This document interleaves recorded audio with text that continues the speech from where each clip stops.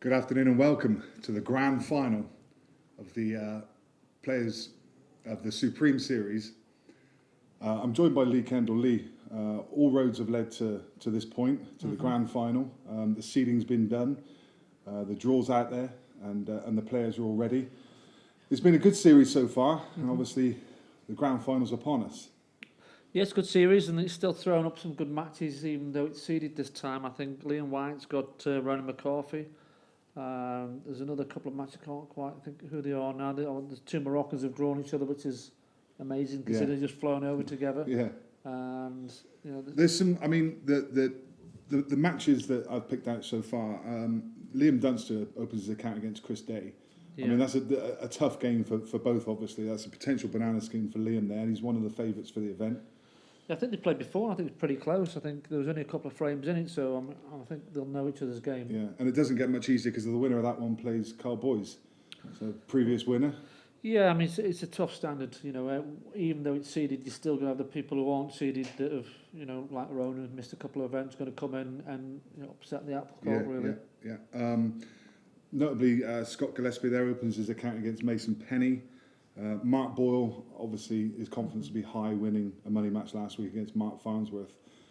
In some fashion, he's opening his account against Omar Manchud.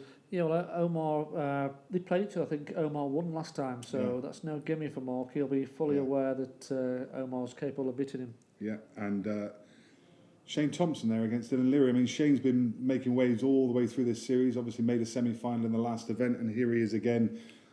Tough game there to start with against Dylan. Yeah, I mean, it's a tough start for Shane, and Dylan's had a really good year. So he's won quite a few of the senior events, and he's done well in some of the other events on the tours as well. So, you know, they'll know each other's game, and it's a flip of a coin. Probably Shane's slight favourite, but I don't think Jed will have too much between them. Not much in it. Now, Phil Harrison, he's always a feature in these events, and again, he's one of the favourites for this one. He's lurking in that first round draw. He's waiting for the winner of Ronan McCarthy and Liam White.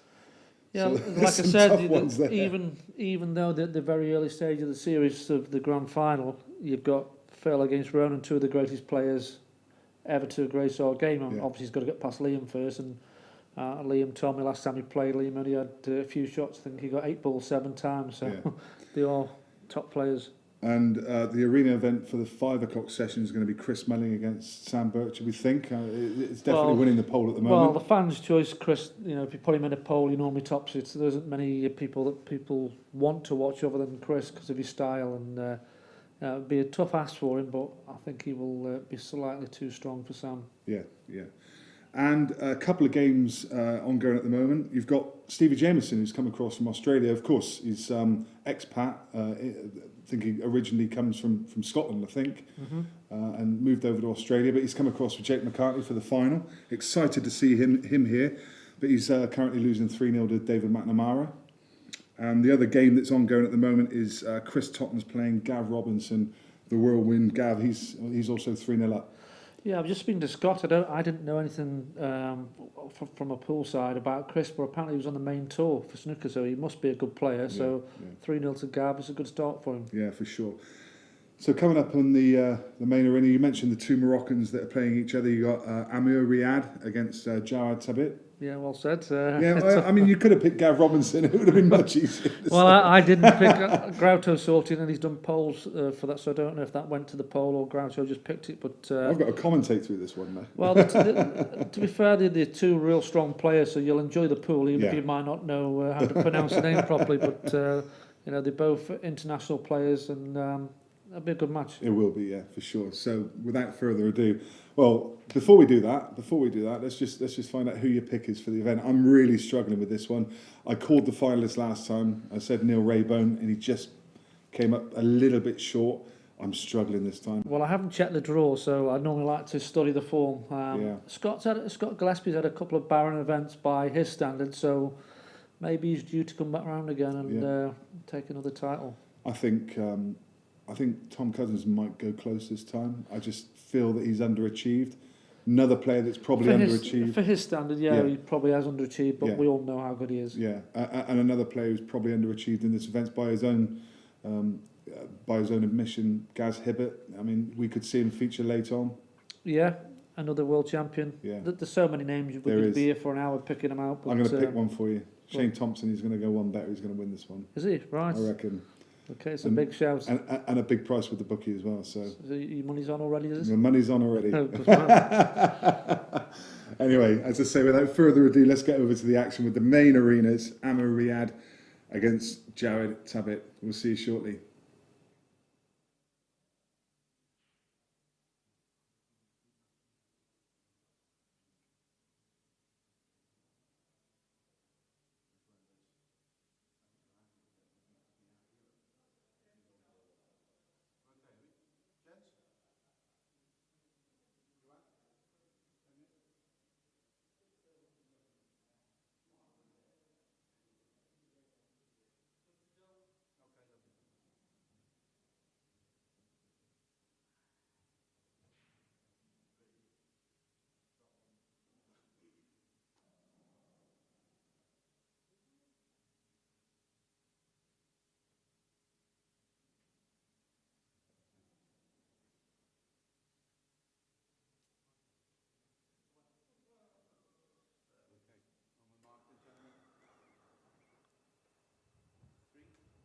So it's a very, very good afternoon and welcome to this, the grand final. We are at Players Pool and Snooker Lounge for the grand final.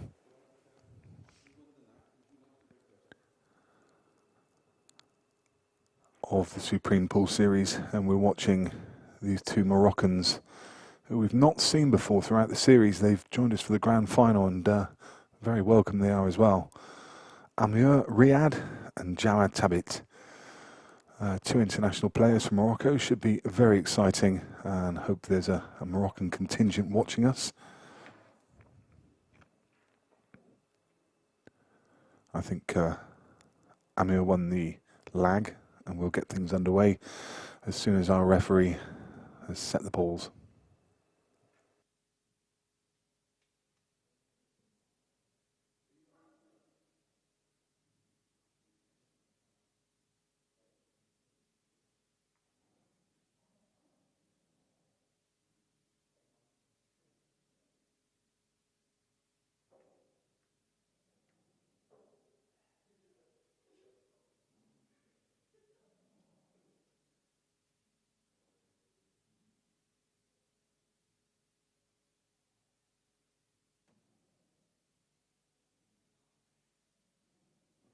First frame, Jaouad Tabit to break first. Time money.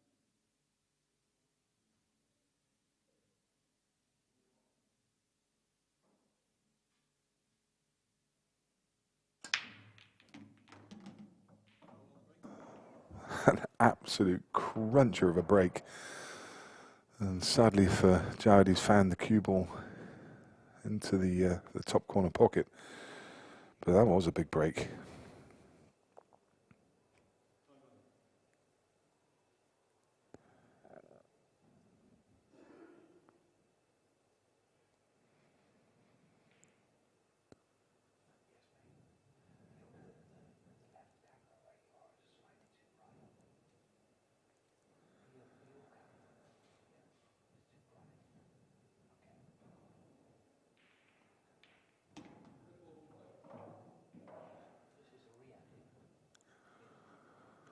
So this is Ameur Riad, we see in action.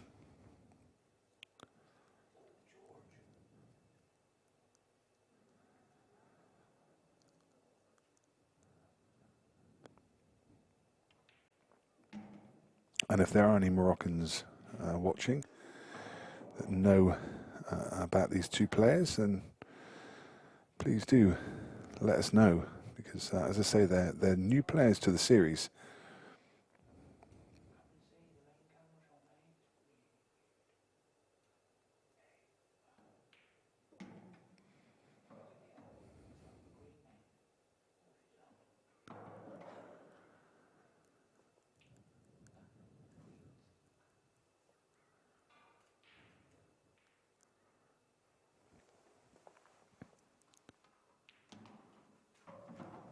Lovely cue ball, really nice control, great weight, and had to find that path between yellow and black, and did so with ease.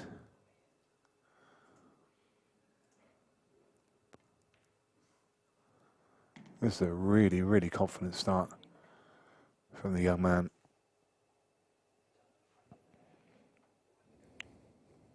Often going to be a little daunting playing in this arena environment. The first time that you appear in the series.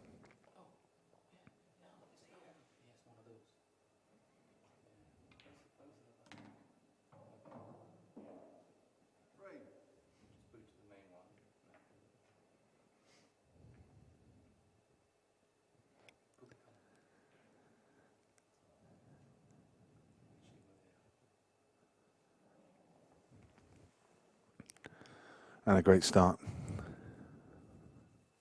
Not the start that Jaouad would have been looking for going in off from the break, but Amir, that will fill him with confidence. Very nice clearance.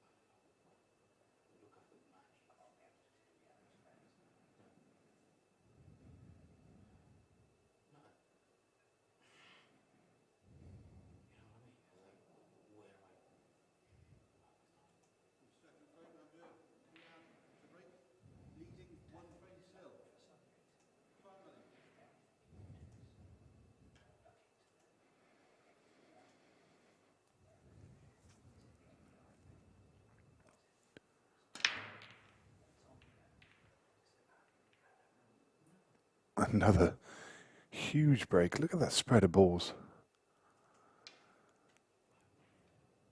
All bar 3 balls in the top half of the table.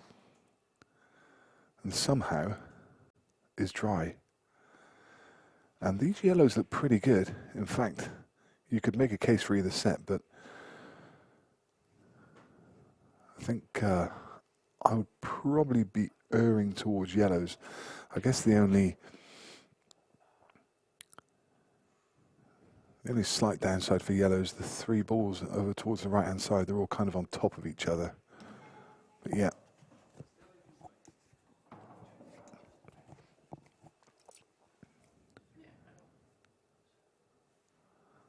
And now I think the top yellow of that cluster of 3 will pass into right centre.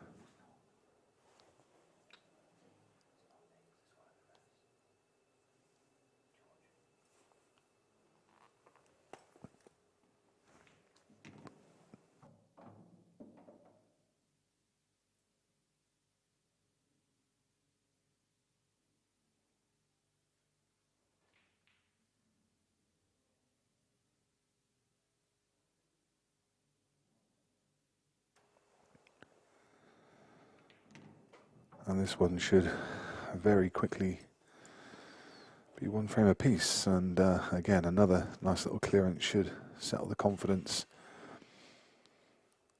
I think I'd probably be playing the one over the left bag and try and maybe develop the black slightly. That's good, but I think he may be in a little bit of trouble. That was always the danger. The black, he kind of had a free go at trying to develop it, but there was always this this problem. Maybe hit it just slightly harder than he needed to, and maybe just a bit thinner. He could have just played a full ball contact into it just to release the black a few inches and make sure he's left on this one over the middle. And now he really doesn't have any shot. I think that was really only the pace that's cost him there.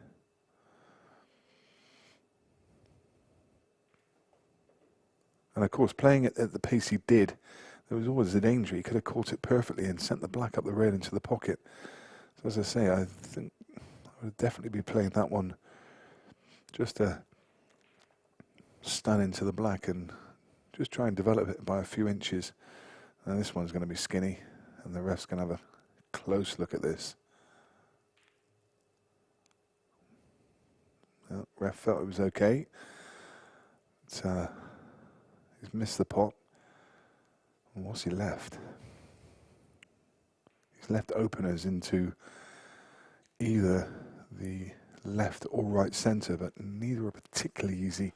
The one to left centre, of course you've got the sentinel over the pocket, which is going to make that bag slightly bigger.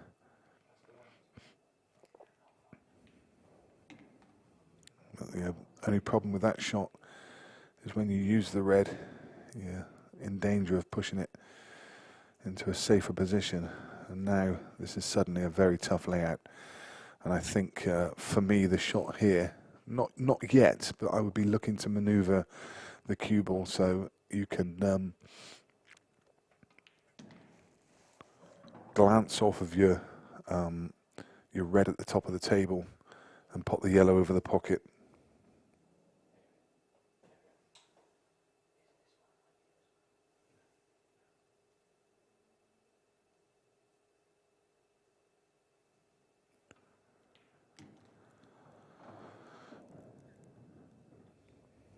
So this may be just a case of a little lack of knowledge of the rules, because I think that he's going to try and play the skill shot at some point, and I don't think that's the right shot.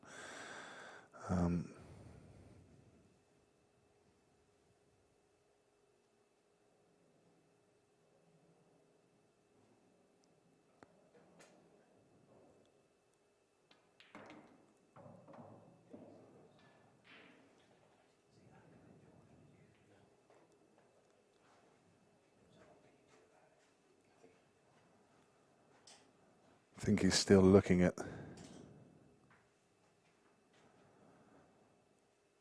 this skill shot from here.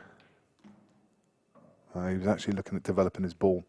And as I say, I just think this is a little lack of knowledge of the rules, because at any point he could have just glanced off of his red, potted the yellow over the pocket, left his opponent in a snooker, and it would have literally just been a loss of turn shot.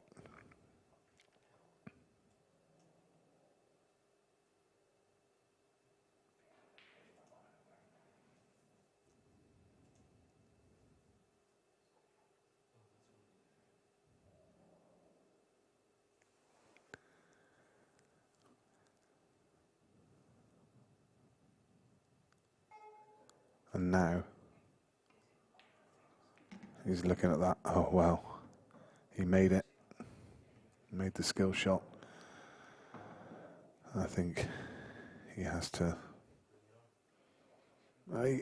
He could essentially go for a little bit of a shot to nothing, try and double the red and leave the cue ball at the top of the table, leaving the table really, really tough for his opponent. But I think he'll just be trying to lay the trap here.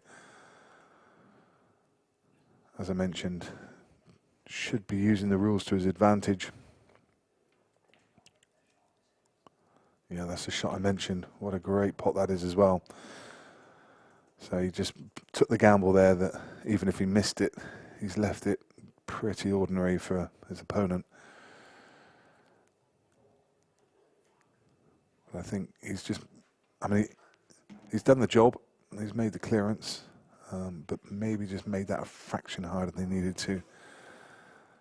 But that's 2-0.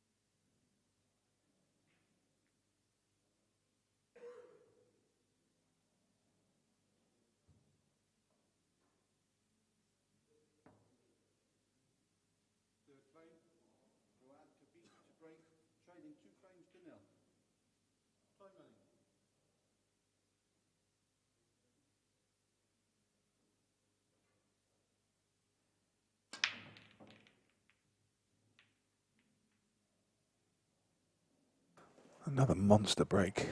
They really are timing these well. But somehow, another dry break.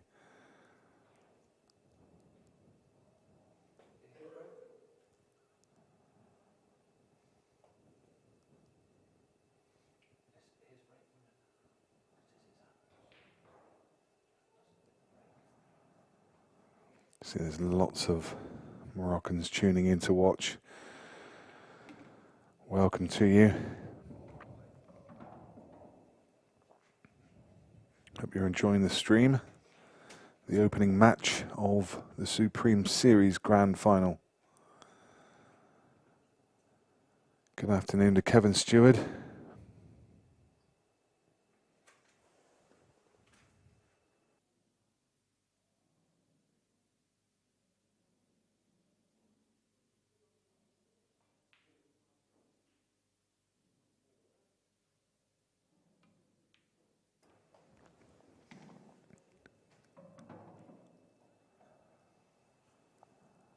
Yusuf Hanat telling us that there's not much difference between these two and the top English players that play at a very high level. Of course, if they're Moroccan internationals, I have absolutely no doubt about that. They will both be very, very adept players. Of course, Morocco is a hotbed of pool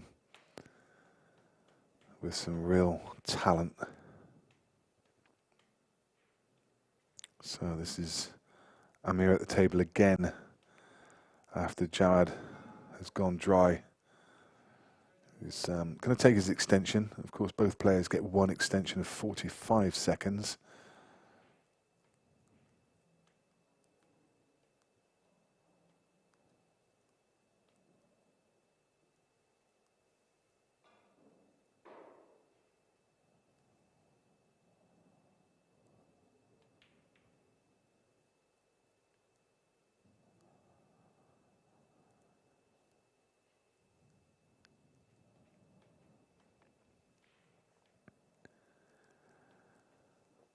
And a good afternoon to Dog Gom. Welcome to the stream.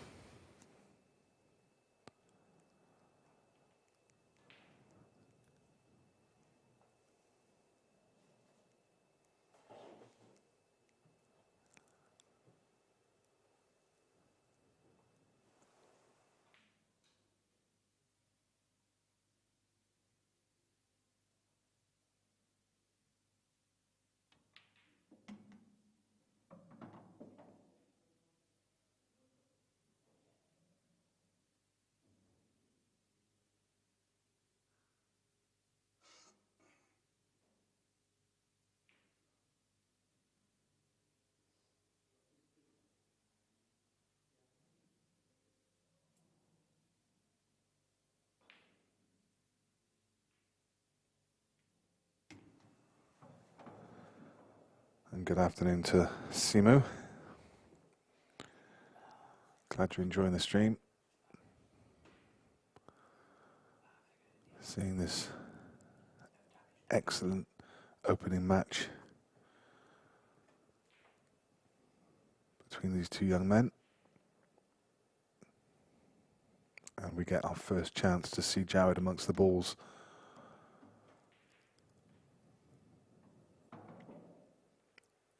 So far, just in off and a dry break from him. So a decent chance now. Made it a little tougher than it needs to be. He's just left himself on the side cushion here. Doesn't have to do too much with the cue ball. You can just run it through a few inches onto the top rail, but he needs to leave an angle. Cannot leave this straight. This looks good. Left a nice angle. Maybe could have just done with another, maybe half a roll less, just to leave that angle slightly wider. He's just going to have to force this one to get the cue ball down table. He needs to get below centre, so he's going to have to hit this with a bit of pace. Always makes the pot harder. But of course you can see these cloths are so quick and so reactive. Really didn't have to do too much with that. again, this is probably just a little bit more awkward. If it was just a tiny bit straighter, he could stun down between the two reds into the gap and leave the yellow into left centre. If it was straighter again, he could just screw back onto the yellow. But as it is, he's going to have to dig down into this one. I think he's going to have to try and come through this gap, but you need to force it. This looks like a great shot. You just saw the side, just kick the cue ball slightly higher, but that really is a top quality shot. He's judged that very well. He's got a lovely angle now just to run off the bottom cushion, back up to centre table. Should be plain sailing for these last couple of balls. Both players look very confident when they're in amongst the balls, taking their chances. Good showing. Lee Kendall promised us some high quality pool, and that certainly is what we're getting. It's 2-1.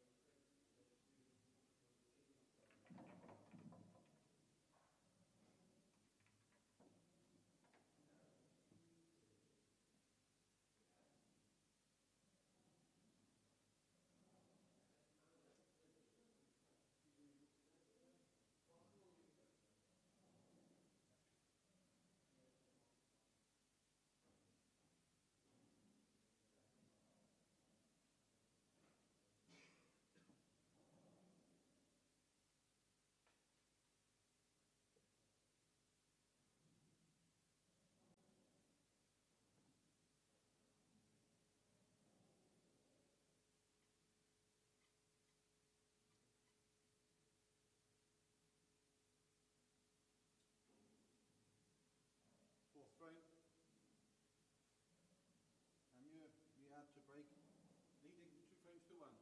Time running.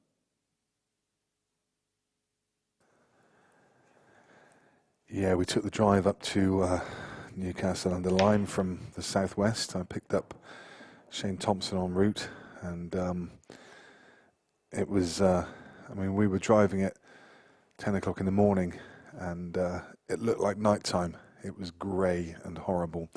But I have to say, having just come back from Vegas, it was not particularly good over there either. It was a couple of weeks before, they'd had a bit of a heat wave, and it was 100 degrees. And while we were there, it dropped down to about 40. It was pretty much the same weather as it is here in the evenings. It was kind of 5 or 6 degrees Celsius and pretty cool. But to be honest, when you're there, you're not really out and about in it much. Of course, out there for the Moscone Cup, and that really was thrilling to go and watch. It was on my bucket list. I've seen the Moscone here several times in the UK, but not watched it in Vegas. And it was great fun. It was just a shame that the result didn't go quite the way we hoped, but fair play to the Americans. I mean, if you look back a couple of years ago, they were talking about the potential end of the Moscone Cup because it was no longer competitive. So, you know, fair play to the Americans for turning that around and getting themselves a manager in Johan Roysink, who, of course, used to be the European captain. They poached him over to America, and what a great move that was. And now they're back to their winning ways, and it's great to see the Moscone competitive again. It really is. It was good fun watching, and a lot of banter with the American fans, a very partisan American crowd. I think usually in Vegas they anticipate about a 50-50 split, but it was probably about 80-20 this time. It's great fun all the same.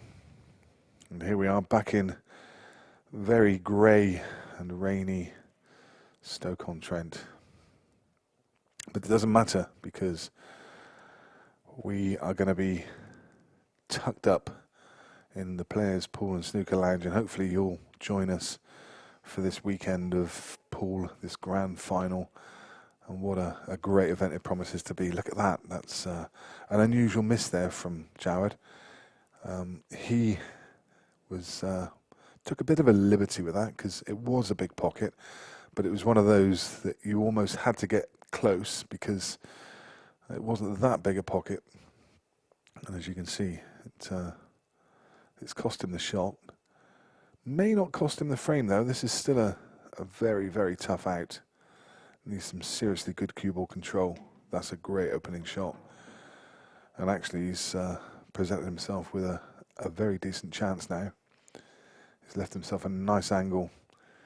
He can just stun between the gap of the black. I don't think that red, well, he's having a look now, I don't think that red passes to bottom left. If it does, then he should be home and hosed. But I don't think it, well, I don't know, looking at that camera angle, maybe he can just, maybe he's got half a pocket. That's no good. He's gone too far. It clearly does go because he was trying to hold for that gap. And now he's got his work cut out. He still has options. He could play this red to top right and just bring the cue ball back to around about where he's cueing now. Or he could take the option to play it to middle, cue ball off the top cushion with a touch of left side to come down that left-hand side of the table for the red in the bottom right. That's a nice pot. That really is nice. If he's got a whole pocket to go for here, this should be fairly simple. If he's got half a pocket, then it's a lot tougher. This is one that you really need to be right behind. You could see he only had half a pocket. Now if he's right behind that ball and you can see right down barrel straight, then they're fairly easy because you can play to knuckle and just let the knuckle take the ball in. But as that one happened, he was just below. And when you're not in line with it, you can't see it. They're very, very easily missed. So nothing easy here for Jaouad.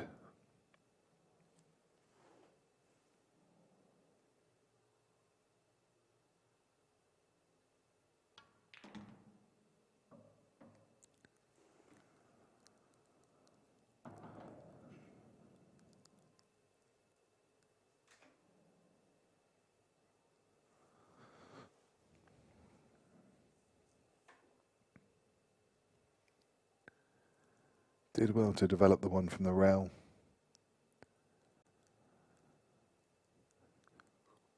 I'm sure these two would have been mortified when they managed to draw each other, having not played in the event before, having flown over together, and then they get drawn against each other.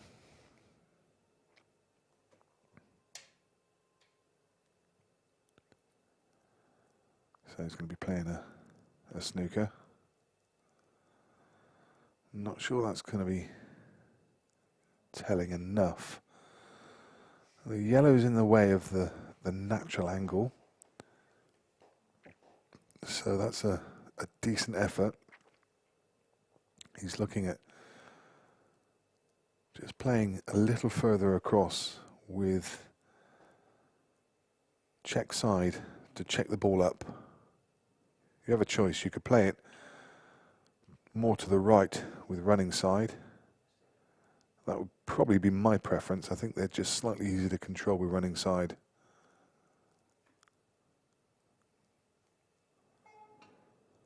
Playing it with check side. Whoa, how has he not potted that?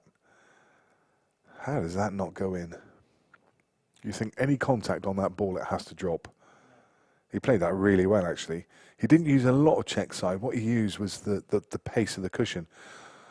A lot of these cushions, when you play them hard into the cushion, it just straightens up the ball slightly. So he played it with pace and judged it really well. Very unlucky not to pot that red. And look where the cue ball finished. Would have left a dolly black.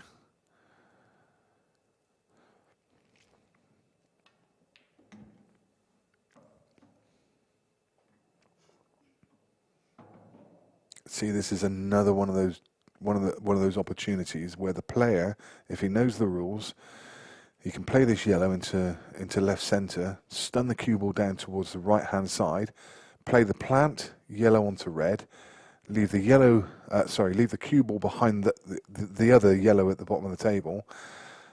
So his opponent will be in a snooker, and then it's just a loss of turn shot. He's going for the clearance. I think it's just a bit tougher playing that way. If you had a real good knowledge of the rules, I think you would have definitely played the loss of turn shot there. Of course, these are the supreme rules. They are very similar. What would you recognise? You'd probably recognise Chinese 8-ball rules. You'd probably recognise the American APA rules. And if you've ever played mini clip on your phone, they're virtually exactly the same rules as mini clip.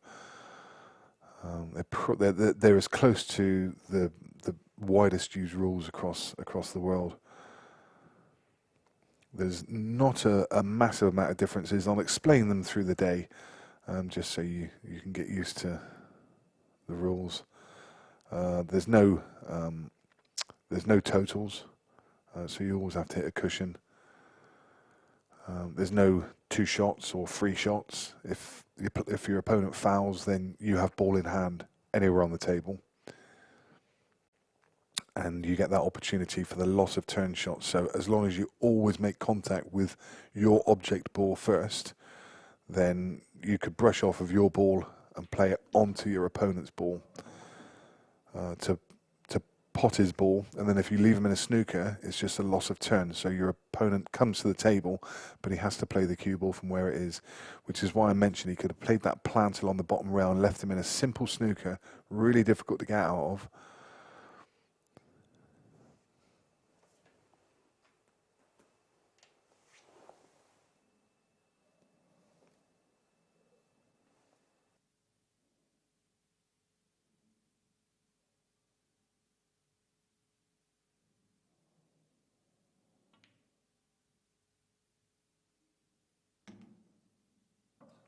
That really is a top shot.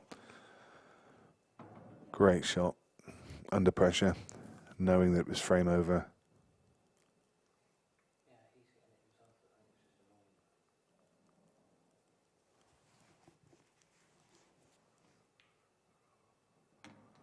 Very nice. That's 2 frames apiece.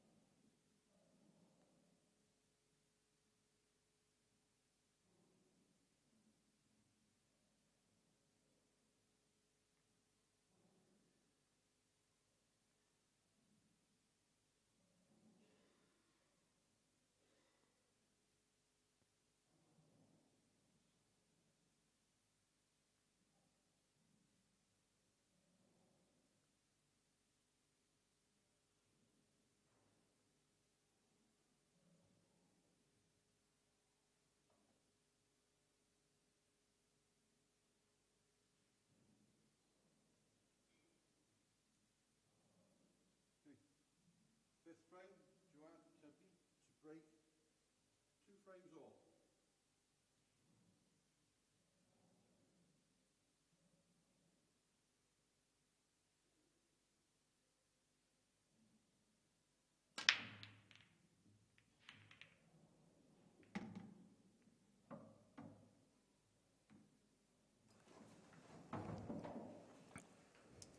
So the little contraption you see the referee moving off the table, that's the shark rack.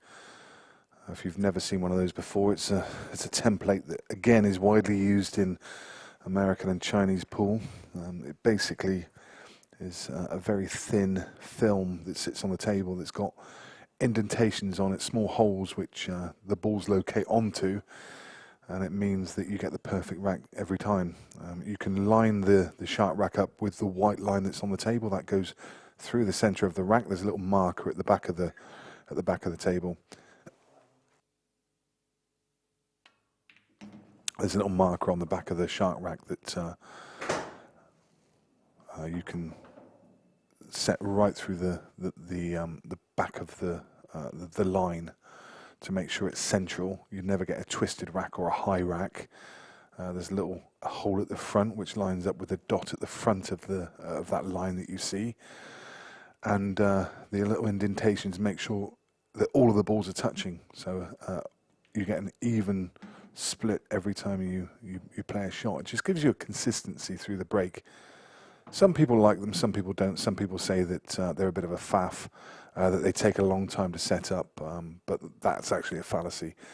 I did a like-for-like study, as sad as I am, with the same referees setting up during the World Championships using a triangle and using a shark rack. And the shark rack was actually, between the time that the player potted the black and the time that the referee handed him the cue ball for the next rack, it was actually a few seconds quicker using the shark rack.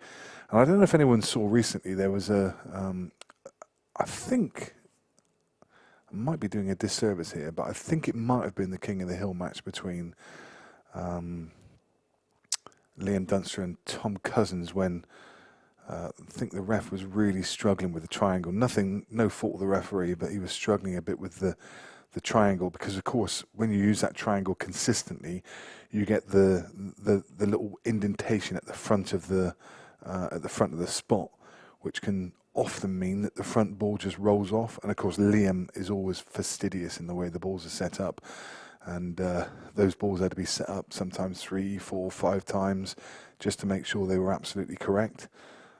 So people saying that the shark rack takes longer, I would wholly disagree, because you never have any issues with it whatsoever. You don't get any skid marks on the table, no burn marks, and no wear and tear. So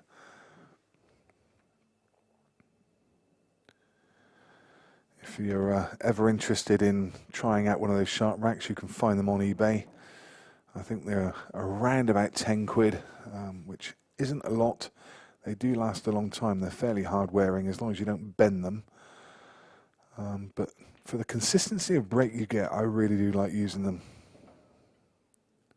Some players think it makes the game look a bit easier. I mean, you can see every break so far, the spread of balls. It gives you an even spread across the table. So it makes the game slightly more attacking, probably a little bit faster. Opens up the frames and makes the frames a little bit faster. So if there is a compromise on how long it takes to set them up, then you usually gain that back through the open frames. As I say, they're not for everyone.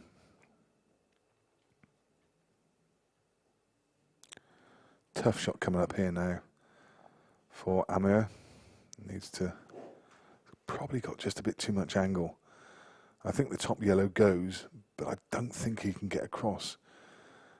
The middle bag is kind of in there. If you're going to dig down into this, the middle bag is in the way of where you're going to send the cue ball. It's one of those, if that was straighter, this would be fairly straightforward. I'm not sure what his options are here. He may have to come below them and try and put it in the middle. You can see there, it does go in the middle, twice across the table and behind the pack.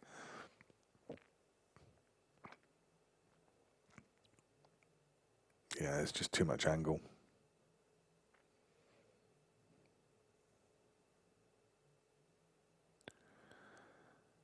Yeah, coming below the pack, as I mentioned.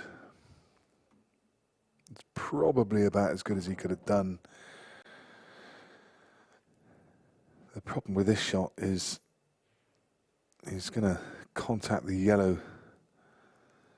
If he does pop the one into the middle, he's in real danger of pushing the other one safe.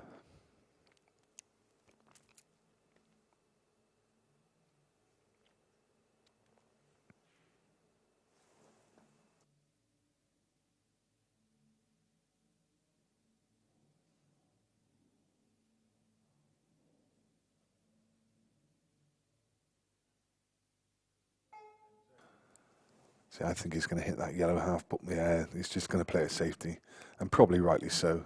I mean, that's definitely the shot. I think the problem was with the other one, he was if he pots the one into the middle, he's going to catch the other yellow half ball, and it's hard to see how he would have had an attacking shot there. So I like that, taking the more conservative route, but you can see he's seeing the game well.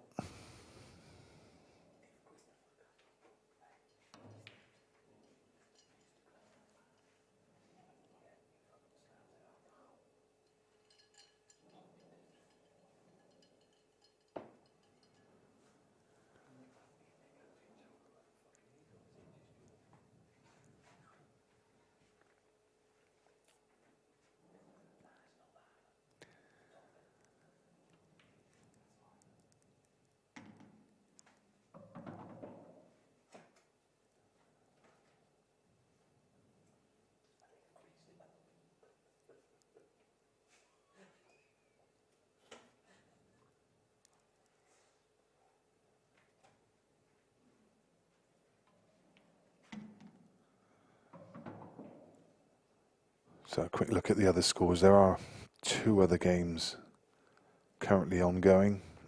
David McNamara is 9-2 up against Stevie Jameson. Stevie representing Australia, who's flown across with Jake McCartney. Stevie originally from these shores. I think he hailed originally from Scotland and is an expat, moved over to Australia and plies his trade over there. And Gav Robinson, who was 3-0 up against Chris Totten. Chris is 6-4 up now. So Chris, I think Lee mentioned in the prelim that Chris was a very adept snooker player, played on the tour, and showing that he can hit a good ball. 6-4 against young Gav Robinson. That's no mean feat. So the TV games lined up for the 5 o'clock session. Mason Penny will be playing Scott Gillespie on table 3. Mark Boyle will be playing Manchid Omar on table 4. Darren McVicker will be playing Johan Attard on table 11. And on the main arena table, the magician Chris Melling is in action against Fingers Sam Bircher. That should be a really good game. Do you know, I've got a lot of time for Sam. Very, very good player. Very underrated, and he could definitely do a job against Chris. Chris is going to have to bring his A game right from the off.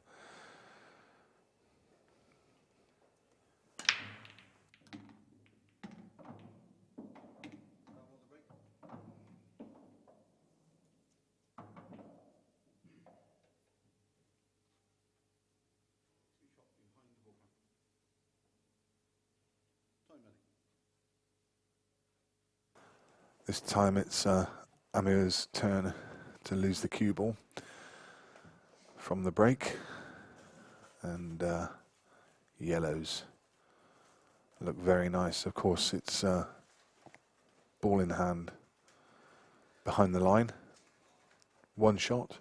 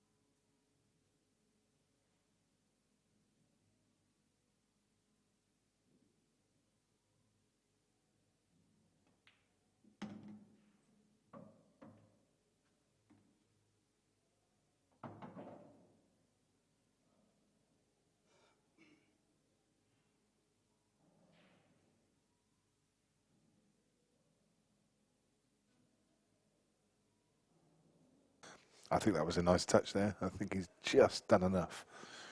A little kiss on the red. He certainly wasn't intending to kiss the red, but I think it's worked out okay for him. And he can get to the back of the cue ball as well. So if he can, he should just be able to cue this straight back.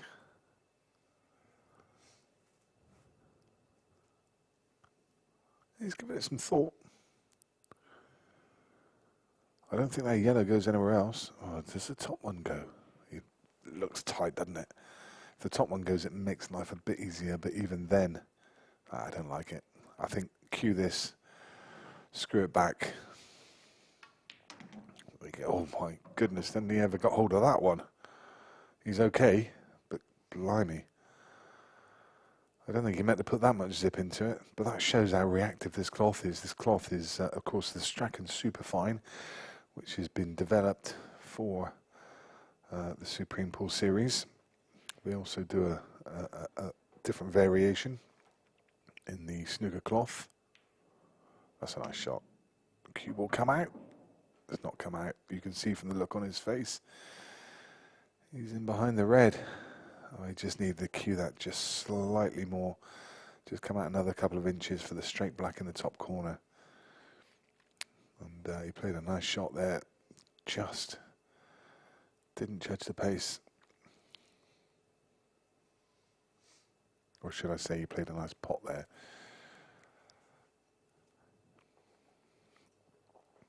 And nothing more than a hit and hope.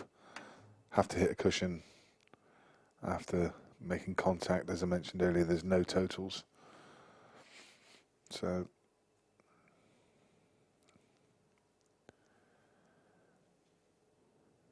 he should be in some form of trouble when he comes back to the table. You could make an argument for the clearance here, but you really just don't need to force the action.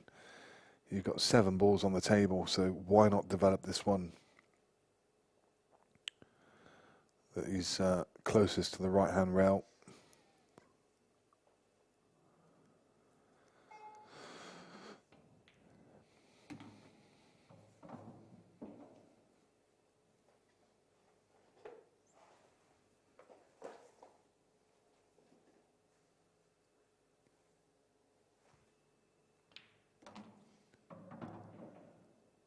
Does it drop in the middle? It looks like that's what he's left.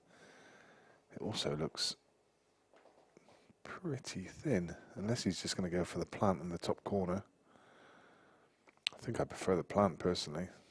Oh well, yeah, he could just drop it in.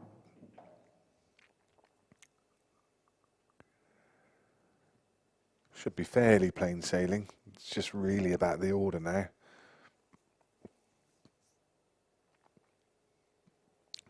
We'll want to leave the one closest to the left centre till last, so you can play the black into the top left.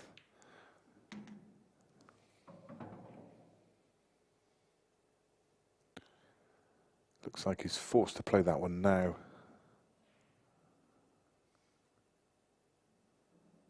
Yeah, I wouldn't want to leave the one over top right to get on the black. Would definitely not want to leave. I think that's what he's going to do, but I don't like that. It makes it much tougher. If you could have left one of these 2 balls,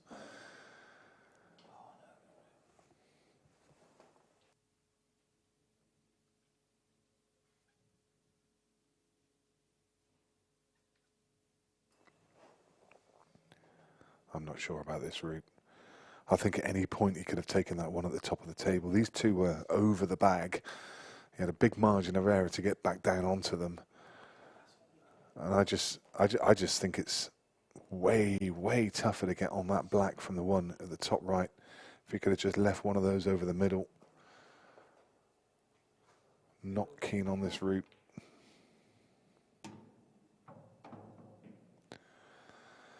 Probably over-dramatising it. It's not the most difficult black to get on, but it's just... Oh, you're just making life harder, aren't you? I mean, you haven't got a massive margin of error if you want to get close to the black because the middle bag's in the way.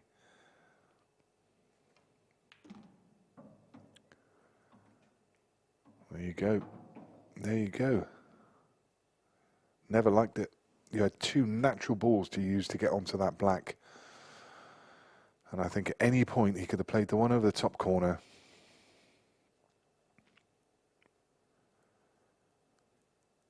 And he's only got himself to blame there. And as I say, that middle bag was looming large. So if you try and get below it, he tried to get really close to it.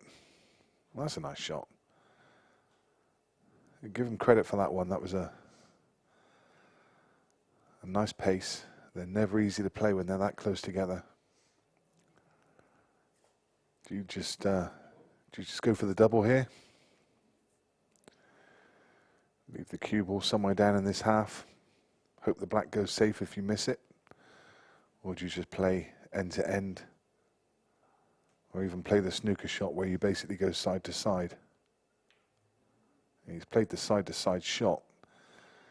And he's just over hit it slightly, but he hasn't left anything easy. This is a makeable shot, but it's nasty.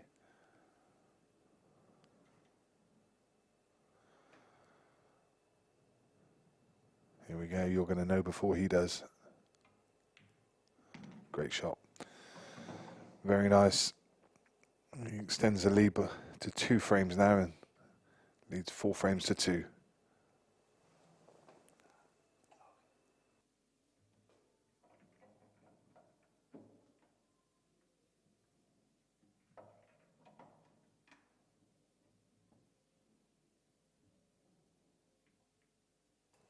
John Burrows asking why Mick Hill's not playing in this event. I'm actually not totally sure, but I believe he's got a prior engagement, and as you say, could well be playing in China. I know he was due to do an exhibition. I think over Lincoln Way. I was told last week that he was due to do an exhibition and has had to pull out. So something's definitely come up. Yeah, Jamie's suggesting that he's in China.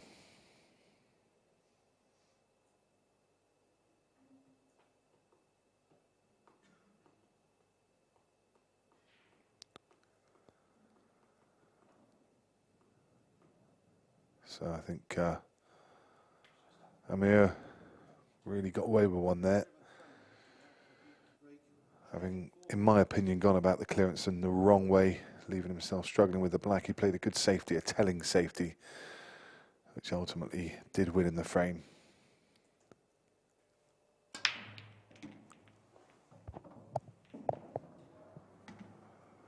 Jaouad breaks off in frame number 7. And he pots 2 yellows. Of course, in these rules, open table. What you can't do in these rules, well, you can. I was about to say, what you can't do is play a plant like yellow onto red. You can play it, but it would be loss of turn. It's essentially a loss of turn shot, unless you pop both balls.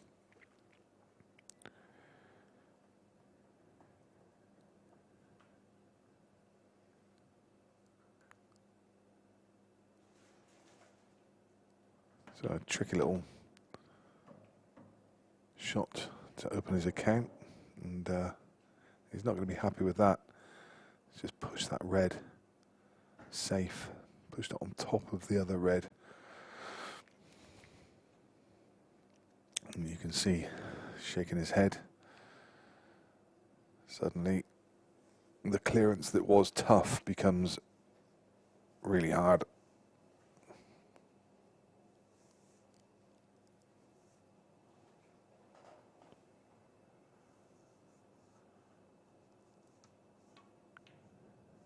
Good afternoon to Jody, watching over in Australia, I believe. Good morning to you. You must be up early. Tuned in watching the grand final. Your fellow countryman, Stevie Jameson, has already found himself in the losers section. He took an 11-2 beating off David McNamara. So I had a chat with Steve just before, and he seemed in very good spirits. They've been here for 3 or 4 days, just settling in.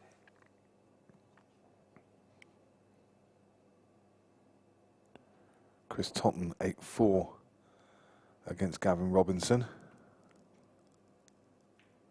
That's a nice shot. Really nice pot.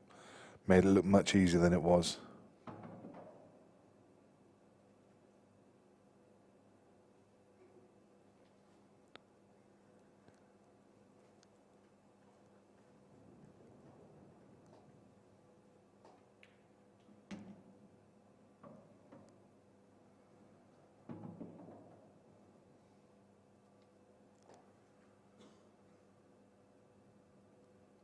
Giving himself a decent chance with that long pot.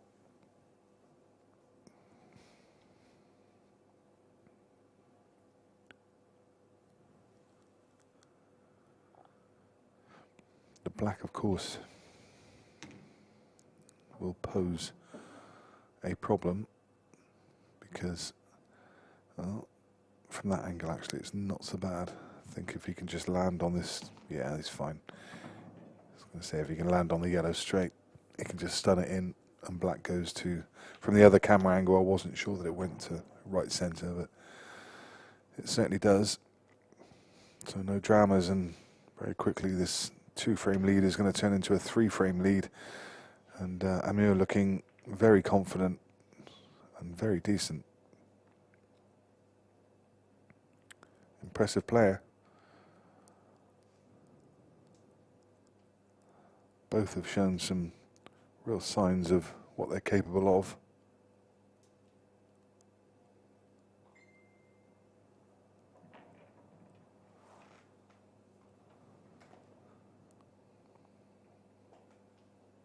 Apologies for my lack of Moroccan. I see the chat box has been taken over by the Moroccans, and a very warm welcome to you all. Glad to have you on board, glad to have you watching. And apologies if anyone's asking any questions of me, because my Moroccan isn't what it should be. In fact, it's non-existent.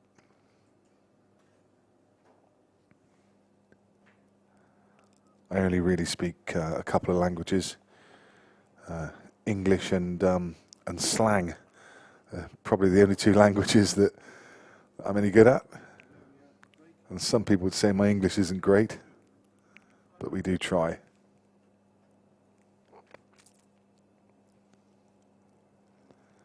Taha just saying that he just wanted to tell me that Ameur isn't young. He's 36 years old. Well, let me tell you something, Taha. He's a young man to me. He's a young man to me.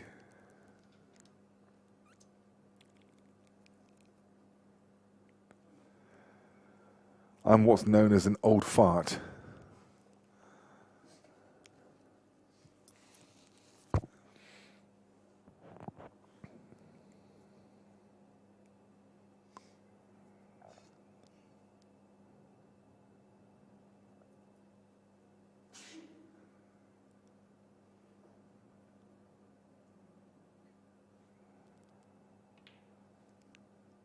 Oh, wow.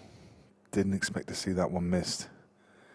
And despite showing some really good cue ball control and played really well in a couple of frames early doors, it just hasn't really seemed to settle. Certainly not as well as Amir has.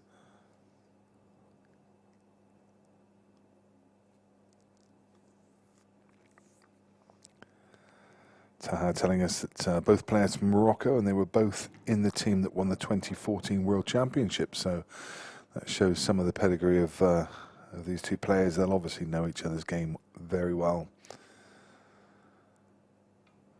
And this 5-2 could quickly turn into 6-2. I think he'd be wanting to play the one at the bottom of the table next, but the cue ball's just gone hampered up by the red, so that's a nice shot. Showing some real confidence now.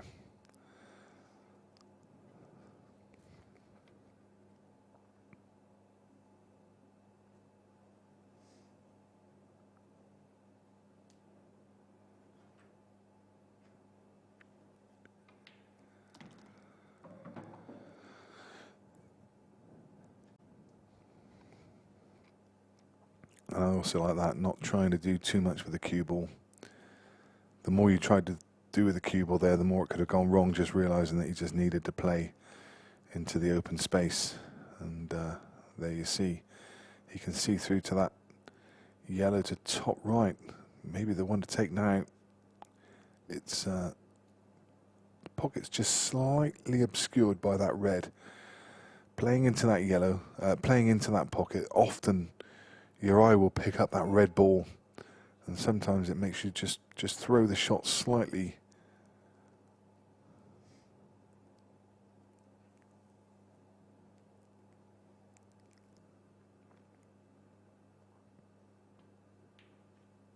Yeah, that's exactly what happened there. The red was just obscuring the left-hand side of the pocket, so he had to play the yellow towards the right jaw. And when you have to be that accurate, sometimes it can just make you throw the ball slightly. And that's exactly what he did, just threw that yellow over to the right-hand side. So you feel if Jaouad's going to get into this game, he really needs to take advantage here.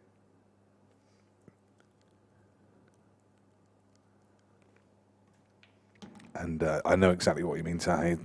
36 is not the youngest player on the circuit for certain, but don't pool players reach their prime around about that age?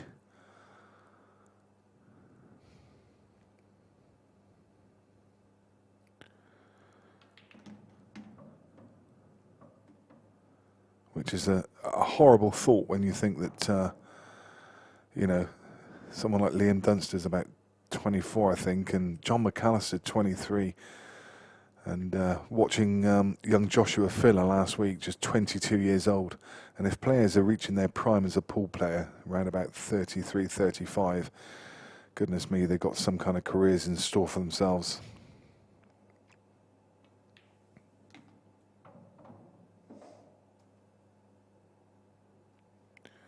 It really is great to see these young players come across from Morocco and from Malta, and to say our visitors also from Australia.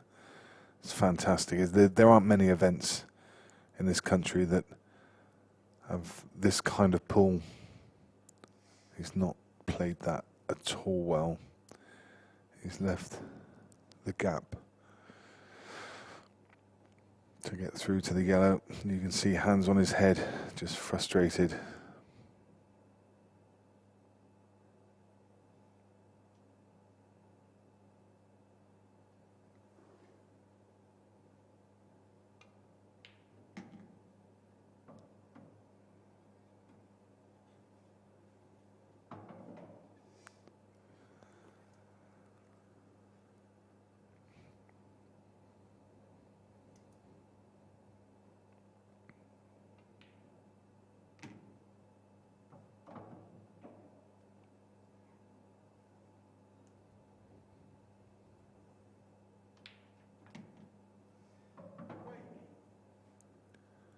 Another one on the board. Amir now extends his lead to 4 frames, and it's 6-2.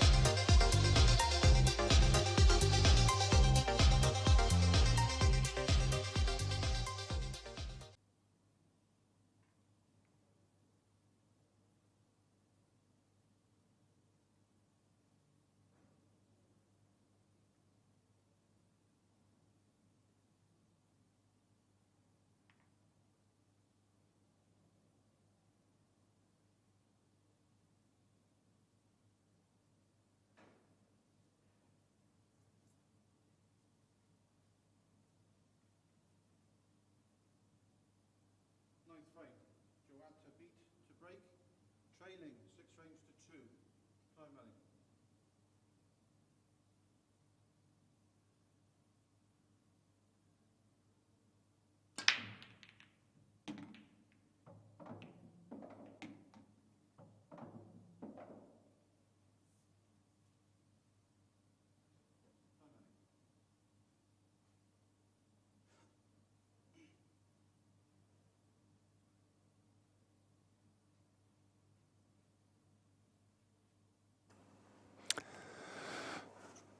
So Jaouad has to take advantage here.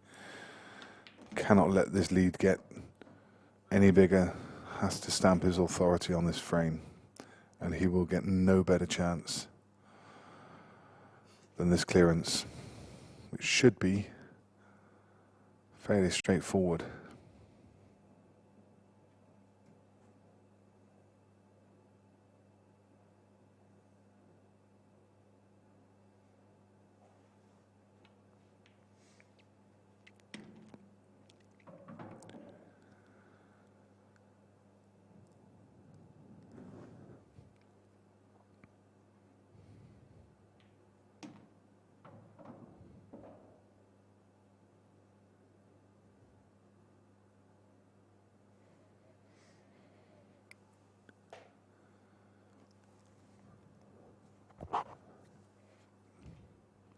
The only ball that really needs any care, again, is the black, but really shouldn't be a problem. He's just going to play the one to left centre, bring the cue ball up just to left bottom corner, bring the cue ball back somewhere close to where it is now, maybe just a fraction lower. There's too much angle.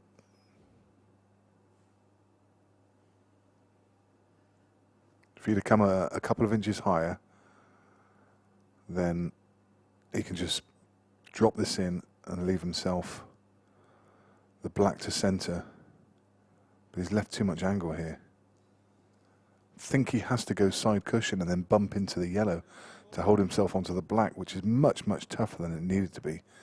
Anywhere above it would have been fine. He had such a margin of error. He could have gone another foot up the table. There you go. Wow. Just that was a nice shot, actually. Controlled that really nicely. But it was a lot tougher than it needed to be. Very nice. Very nice. I thought just for a second, until the spin kicked the cue ball off that side rail and it kicked above the black, I thought it was going to run into the black and give it no shot.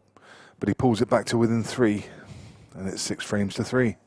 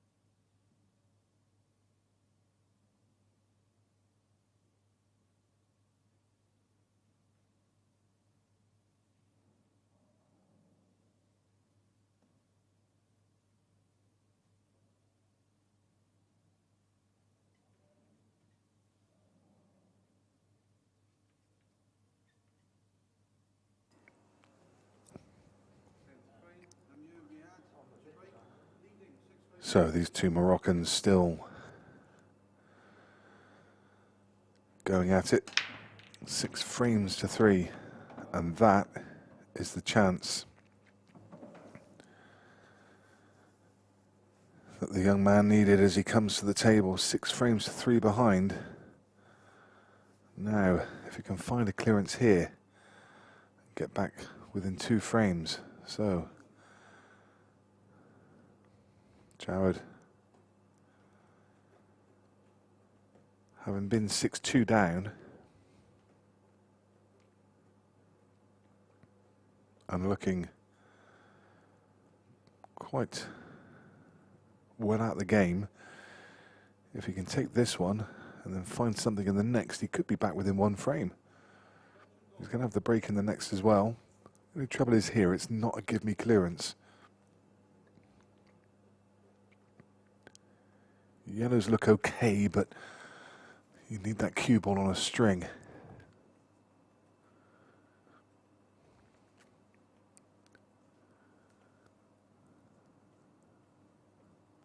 Yellow and the only yellow on the right hand side of the table doesn't go to bottom left or bottom right.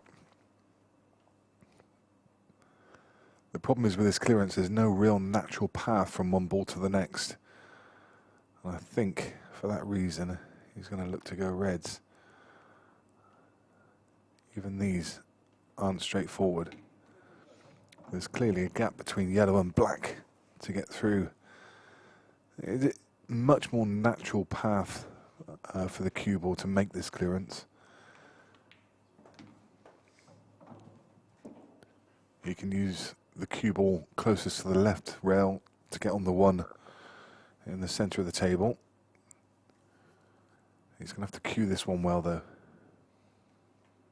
If he makes this one, should be frame. Yeah, that was the problem. Those always need good cueing.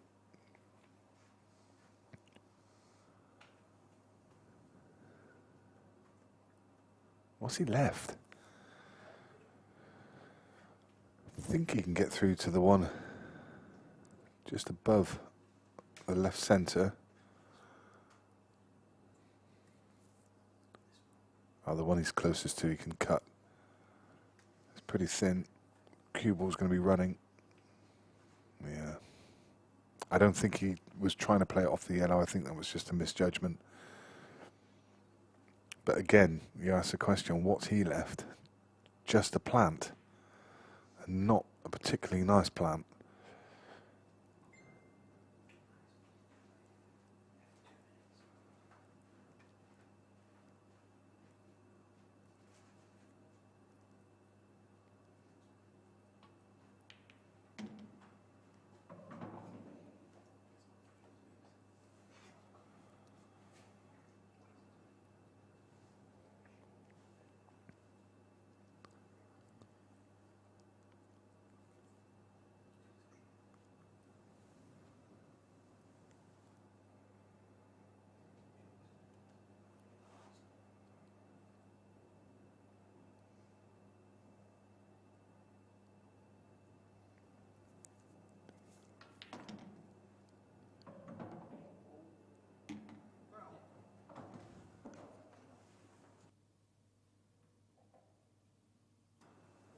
Screwed it straight in the middle bag.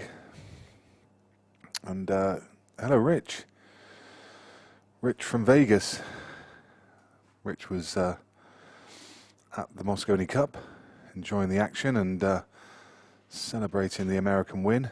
And as I mentioned earlier, what a great win that was for them. Really good to see the Americans winning. And making the Moscone really competitive over the last couple of years. Really looking forward to the next one. The tickets went on sale yesterday, and I've already purchased mine for 2020. It's going to be from the 1st to the 4th of December down there in Alexandra Palace.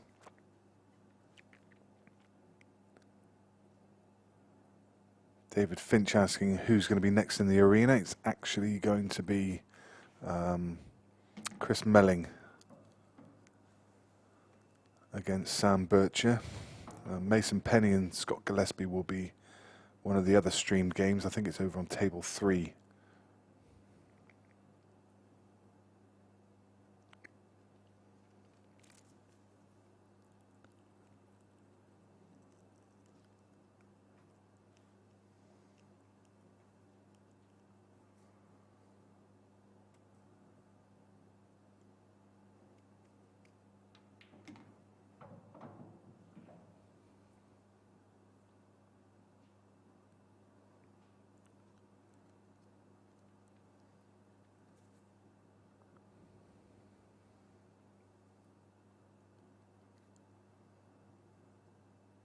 Yeah, so for those of you who haven't already done so, I know those Mosconi Cup tickets are already selling out quickly. We tried to purchase some VIP tickets for the Friday, and there were only a couple left.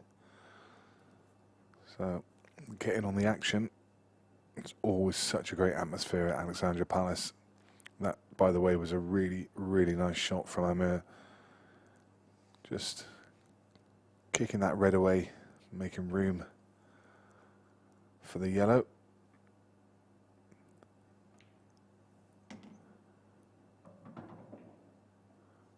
And he's been very impressive. Some players would have tried to do more with the cue ball there, but I like that, just playing to an area, giving himself the shot, backing himself to make it. Really nice, great cueing. Now this simple black to extend the lead by 4 frames. And it's 7 frames to 3 to Ameur Riad. For Jaouad Tabit, he's got an uphill battle. He needs to win 8 of the next 12 frames. Sorry, the next 11 frames.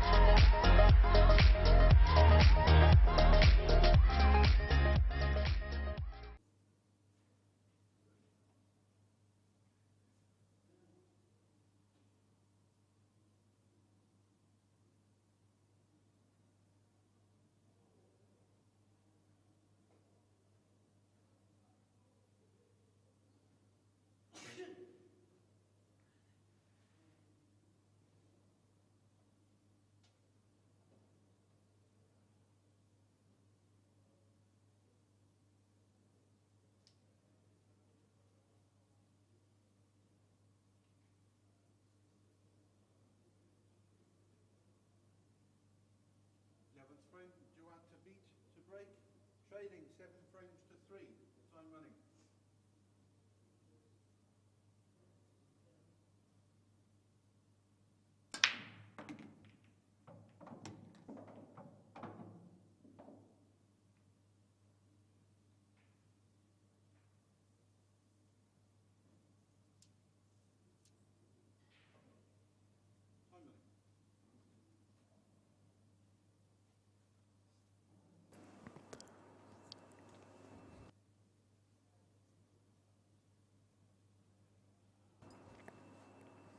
Recognizing that people are joining us throughout the afternoon, and as we go into early evening, it's just 4:45 here in the UK.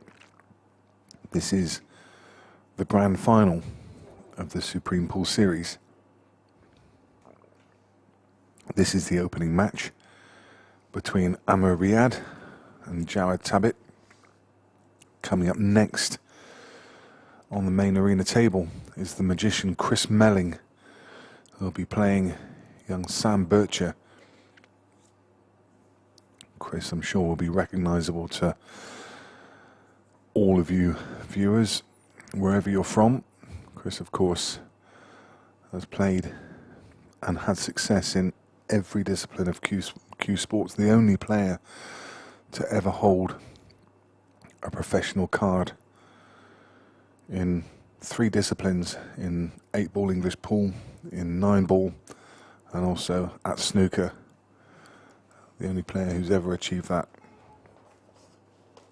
Of course, he's been a stalwart on the American scene, the Chinese scene, and also here in the UK for many years. That's a really nice shot from Ameur. I think he's left a little gap through. I'm pretty sure the red at the bottom of that cluster passes to bottom right. Indeed it does. But I think it's going to have to be a conservative option next. Think he's going to be ducking for cover. I don't believe there are any attacking options.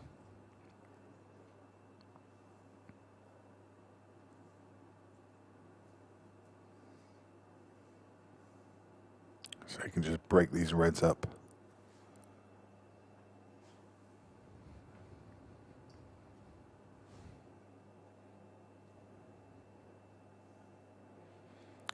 Taha asking, what are my expectations for this tournament? Well, I think that this has been one of the hardest ones to call for me.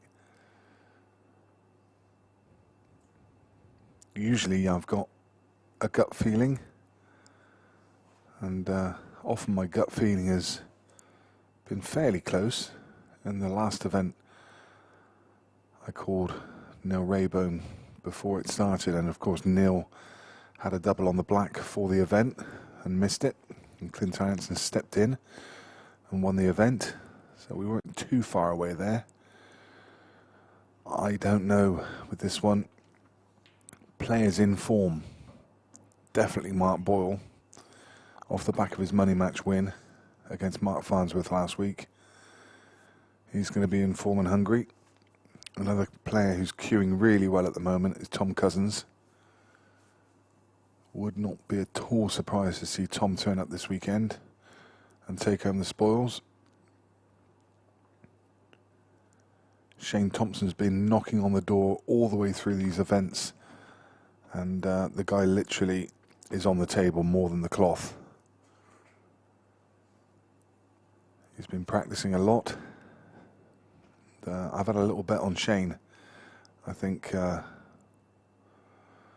he's between 25 and 40 to 1, depending on who you bet him with. And I think that's some decent value.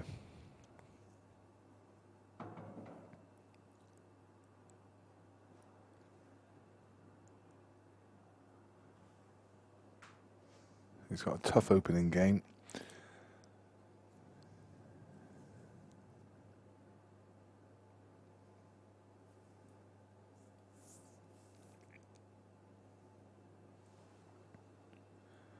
Greg Batten. Doggone, just mentioning that one of the bookies was offering 50 to 1 on Greg Batten before the event started. I think that reflects the draw. I think that Greg has in his opening game Neil Wren. No disrespect to Neil, but that's one that you'd expect Greg to win. And then he's got the winner between Jack Whelan and Amin Bounif. Again, you'd expect Jack to win that one, although Amin, a very, very good player. But whichever one it is, it's going to be a tough game. And then you've got the winner from Chris Day, Liam Dunster and Carl Boys. So it's a really, really tough draw for Greg. Yes, I did have a little bet on him, but because I think it's really good value at 50s. Greg is an extremely good cueist, and we've seen throughout this series that on his day he can beat anybody, and he has done. He beat Tom Cousins in one of the earlier events, and came very close to beating Phil Harrison.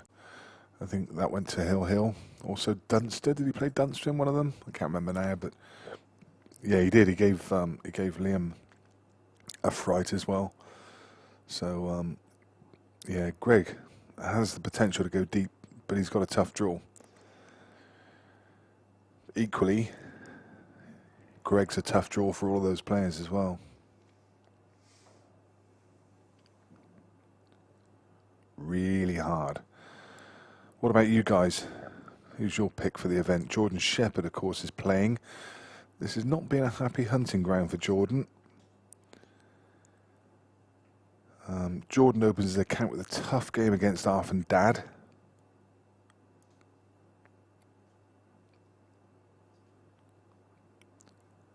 And I believe he'll play the winner of John McAllister and Paul Kelly. Let's just see how the draw pans out for Sheppy. Yeah, so he's going to play the winner of John McAllister and Paul Kelly, and then I think he runs into... Well, the next section is Jez Graham against Adam Penwell and Dylan Leary against Shane Thompson. So there's 3 lads from the southwest in there. Let me just work this out a minute.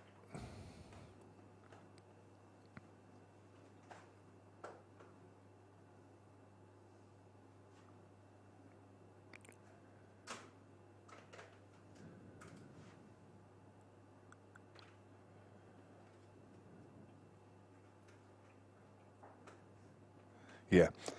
So Jordan Shepherd is going to have Arfindad. If he wins that, he's going to have probably John McAllister. Well, he's going to have John McAllister or Paul Kelly. You'd think John McAllister. So that's a tough game. And then you'd say that Shane Thompson would come out of the next section. It's going to be Jez Graham against Adam Penwell. You expect Jez to win that. Dylan Leary against Shane. Shane's probably just slight favourite against Dylan. And then it's the 2 West Countrymen, Jez Graham against Shane Thompson. On form, you'd say Shane shades that one. So the form book says that Jordan Shepherd's going to be playing Shane Thompson in winners' qualification. Obviously, it doesn't always pan out that way. I'm just going by the form book. So there's a fairly tough draw for Sheppy.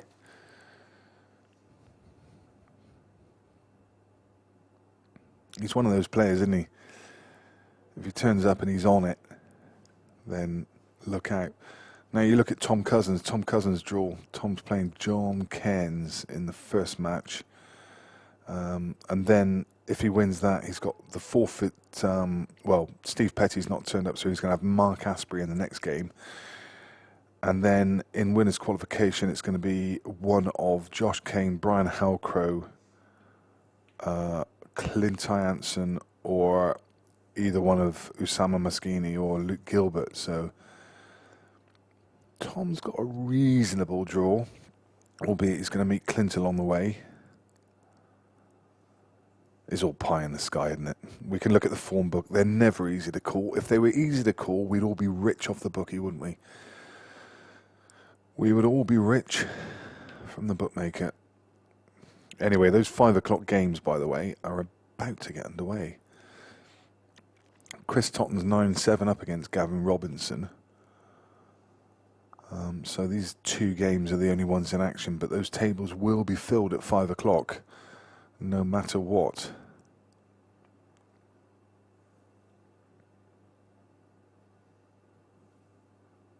Chris Totten's just gone 10-7 against Gav Robinson. Difficult, isn't it? Really difficult. Doggone saying Dunster all the way. See, you can never write off Dunster because he's just a machine. But the last sort of 4 or 5 months for Liam have probably not been plain sailing in terms of the events he's played in. Played that King of the Hill game, which was admittedly a very tough game away from home against Tom Cousins. But by Liam's standards, it's he's not been firing on all cylinders as he was probably last season. You could say the same thing about Scott Gillespie. You know, a top player who's just not fired on in the same way. You know, these players, we're talking about fine margins here. These are really, really tough fields. But when you think how those players dominated last year, Scott Gillespie, Phil Harrison, and Liam Dunster, they basically took home the spoils between them. Been far more spread around this year. Kevin Stewart saying Boyle, I mean, it's hard to look past Boyle. It's not been the best of hunting grounds for Mark Boyle.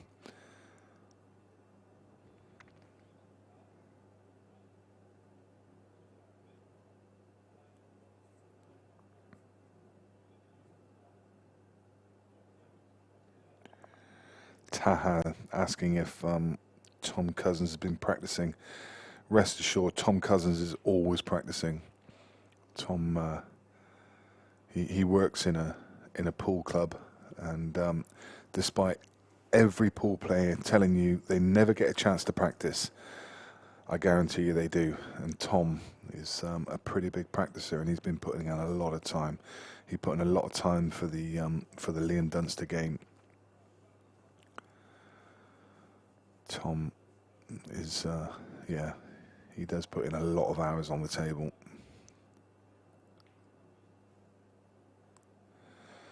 Scott Gillespie is playing, indeed. Scott Gillespie's in action at 5 o'clock over on one of the TV tables. I think it's TV on table 3. He's playing Mason Penny.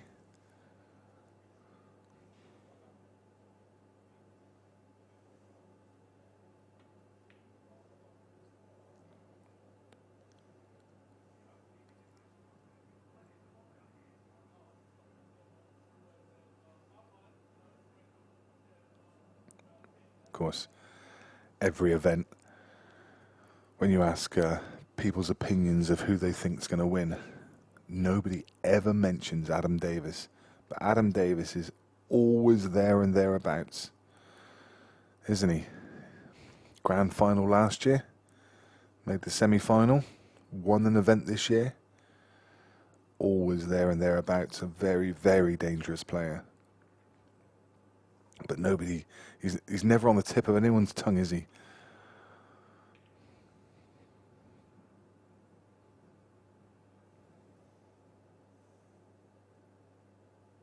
You can see the score, you can see the draw, the full draw on qscore.com. You can either search for Players Pool Events, or you can search for the Supreme Series, or you can just go to qscore.com, and up on the top left there's a live tab. Click on the live tab and you will find the Supreme Pool Series Supreme Grand Final, which will give you all of the scores throughout the weekend and give you the full draw.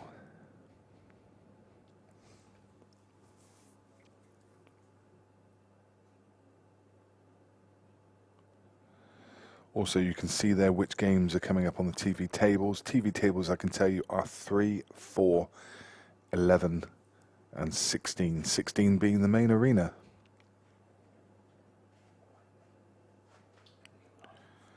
And talking about the main arena,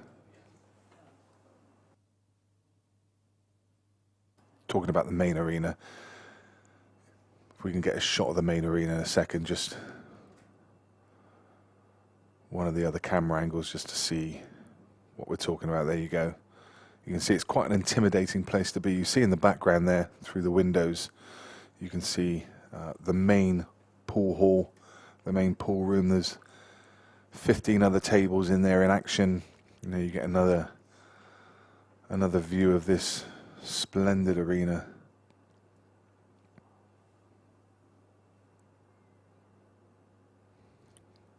One of the best that I've seen in the game. The players enjoy playing here. Great lighting on this table. And you can see the players just slowly drifting in the background for that 5 o'clock session. A little war of attrition now between these two players.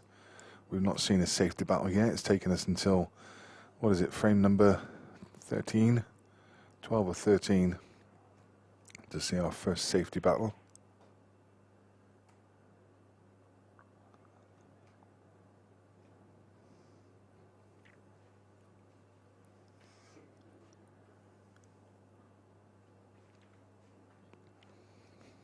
A little hand in the air there from Jaouad, recognising that he's got quite fortunate there to leave nothing for Ameur.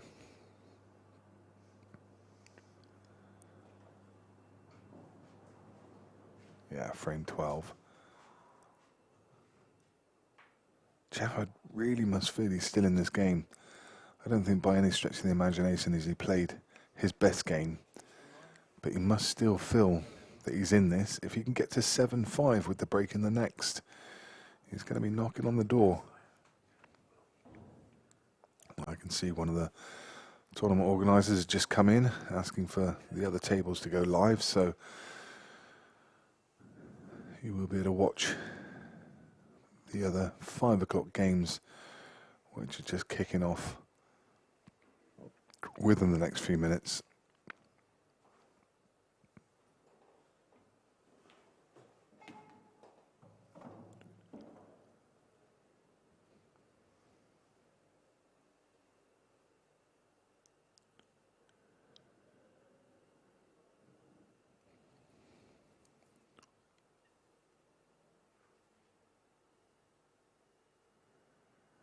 I think, personally, the way these balls are lying, you could take a bit of a liberty here with the red that's tied up next to the yellow. You could play a plant, yellow onto the yellow that he was closest to a second ago, onto the red over the top right-hand bag, and could have covered this one to bottom right. So I think it looks like he's going to go for the clearance here, but, well, this is tough.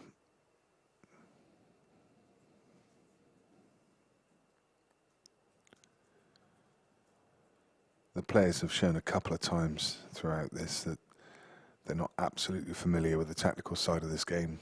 They've missed a couple of opportunities for tactical shots. But that's understandable. It's their first time here.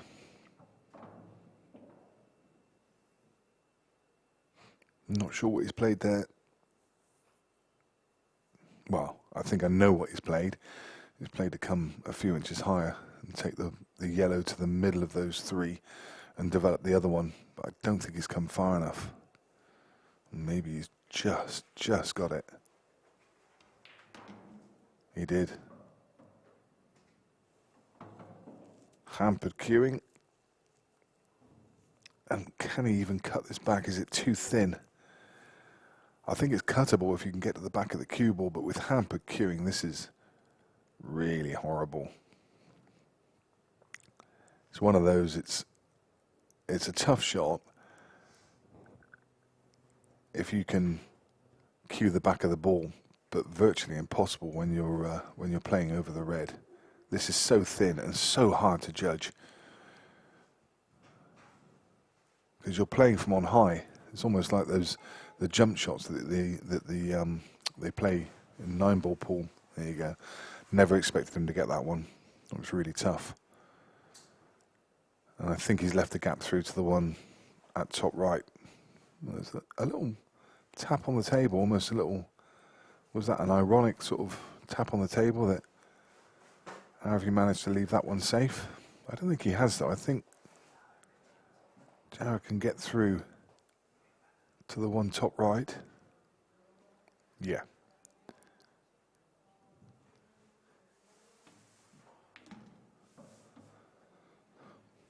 Played that nicely.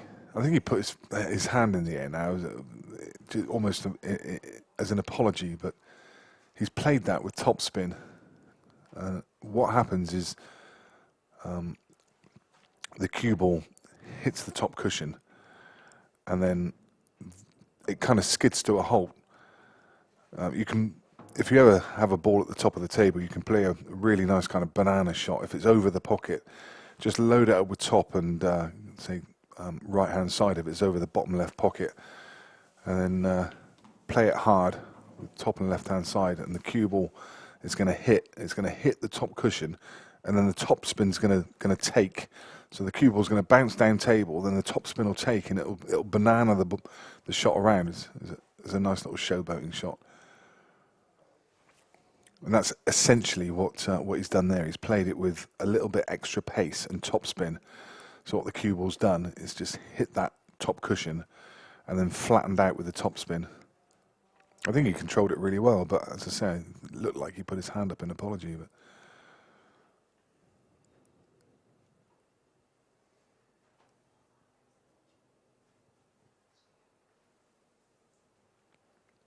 often when you see pub players play, they'll play that you know, if they've got that ball over the top pocket and they've got to get all the way down to the other end of the table, then you'll see them play it with loads of top and side. And of course, the cue ball just basically spins to a halt at the far end of the table, and they're stood there with a puzzled look on their face about how did that happen. But of course, if you want to get down table, you don't want to play it with topspin. You just want to play it plain ball or even bottom ball. Anyway, back to the game, and Jaouad pulls back within 2 frames. It's now 7 frames to 5, and he's got the break in the next. So he will feel that he's really in this match now. I'm just going to step away from comms just for a few minutes. I shall be back very shortly. I've just got to take a quick bathroom break.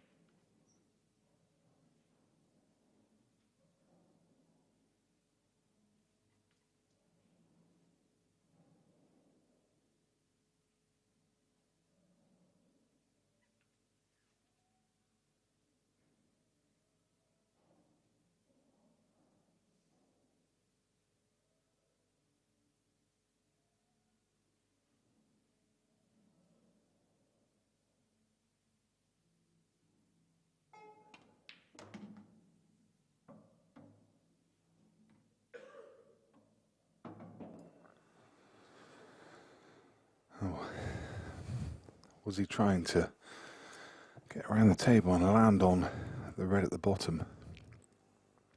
If he was, it was a decent effort. Another few inches of pace, he'd have had the ball to the middle.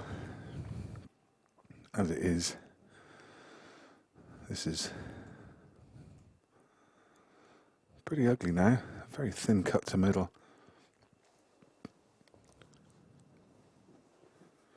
Cue ball's going to be running.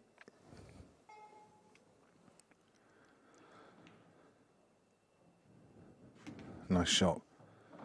Very nice, really well controlled.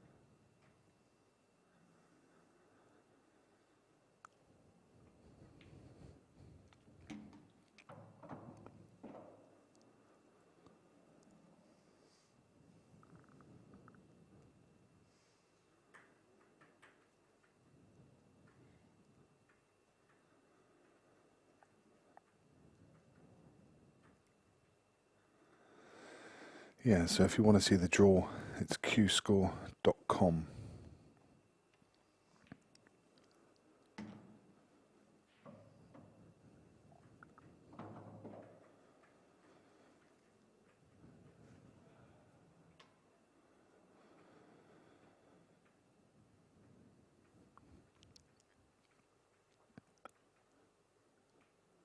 Just taking his time over this one. Big shot in the context of the game. The difference between 3 frames and 1 frame on this one shot.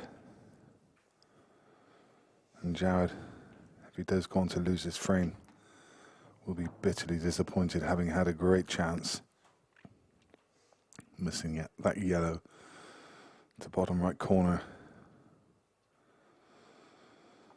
And you can see how much this one means, just taking his time over the shot. Very nice. 3 frames it is.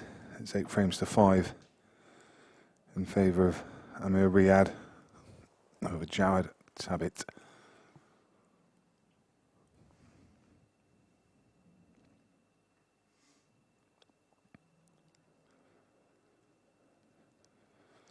Taha asking the score in the Boyle v Farnsworth game.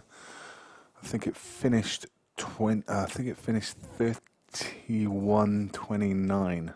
I didn't see it because I was away, but I think it was 29-all. Maybe wrong, but I think it was 29-all. And I'm pretty sure that Boyle had a lovely break at 29 each and had dollies, and then Farnsworth broke dry in the last frame and left a fairly easy clearance for Mark. That's only what I've heard, mine, so I know you can still watch it back on YouTube.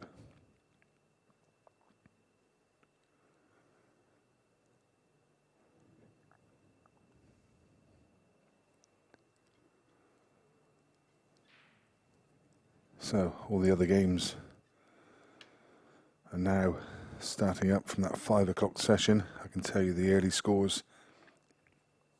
Luke Gilbert is 2-1 up against the other Moroccan, Oussama Maskini.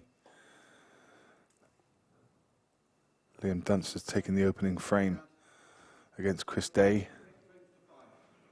Jack Whelan 2-0 against the other Moroccan, Amin Benif. Good contingent has come across from Morocco. And then one of the Maltese players in action, Craig Marsh, beating Dejan Grace 2-0. Scott Gillespie's won the first frame against Mason Penny. Ben Flack and Dom Cooney, that's a great game, great lineup. Ben Flack, of course, one of the current England players, playing the Of course, the world finalist in Dom Cooney, who lost to Mick Hill in the World Finals this year, giving Mick Hill his 6th title. Another Maltese man in Jaouad Tabit is locked up at 1 apiece with Darren McVicker. And Adam Davis, as we mentioned earlier, has just opened his account against David McNamara. Of course, and there we see the games in the arena. You see Mark Boyle there in action across on, I think that's table 4. And you can watch that game. That's live. You can watch all of the games from tables 3, 4, 11 and 16 through YouTube, through the Beard Productions channel.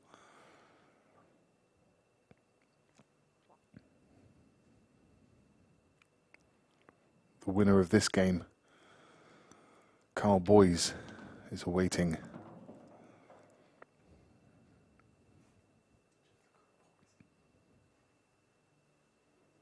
So we'll keep a keen eye on developments. Another Malteser in action, Ryan Pisani, and he's playing Neil Raybone, the finalist from the last event. Neil's taking the first frame. And Rob Ward is in action against Jimmy Croxton. Rob's won the first frame.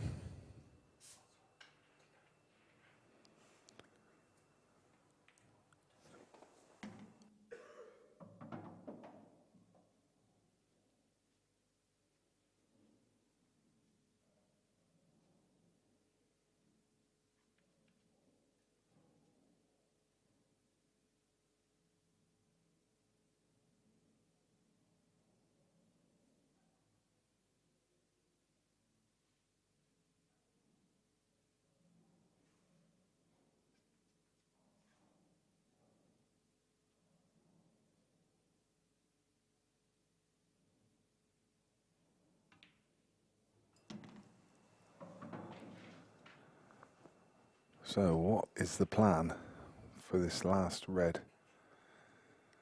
The one just above the black. It only goes to the left-hand center. Getting on it is a whole different matter. He needs to play this. This is a tough enough shot as it stands, but he needs to play this with left-hand side to bring the cue ball below the black. Oh, what a great shot. Look at this. What a great shot that is. Shot of the match so far for me. That was a tough, tough pot. And as I say, he had to play that with check side as well.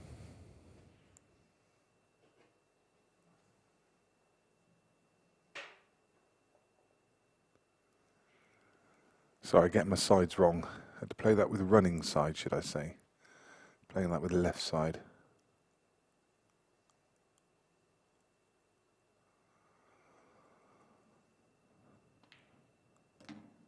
And again, look at this. They are a couple of top shots.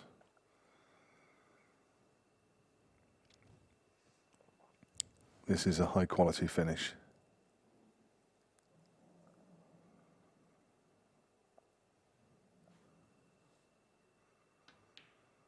Brilliant. Top draw, that is. Really, really impressive from Ameur Riad.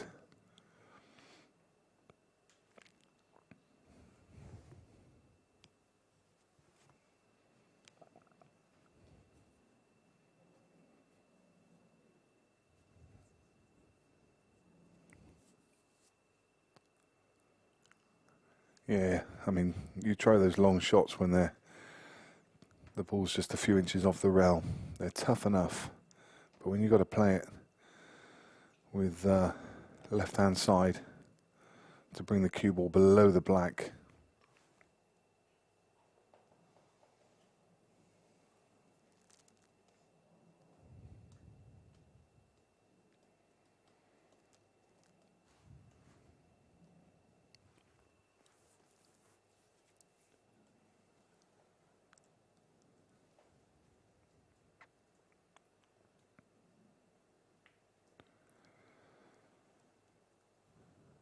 Greg Batten 2-0 against Neil Wren.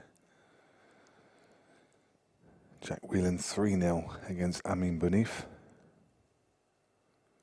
Dejan Gresh has pulled one back against Craig Marsh and now trails 2-1. Those are the only developments in the last few minutes. And it's Jaouad to break frame number 15. He tried a little bit of a cut break there, I think he did. I missed the impact, but looking at the cue ball, just coming off the side cushion and below the packet, looked like it was probably a little cut break. But whatever he did, he's left these wide open. And with the confidence that Amir is playing with at the moment, you expect him to make the light work of these. And you can tell that he's got his gander up now. He's playing with a lot of confidence. He's upped his pace, moving around the table swiftly, confidently.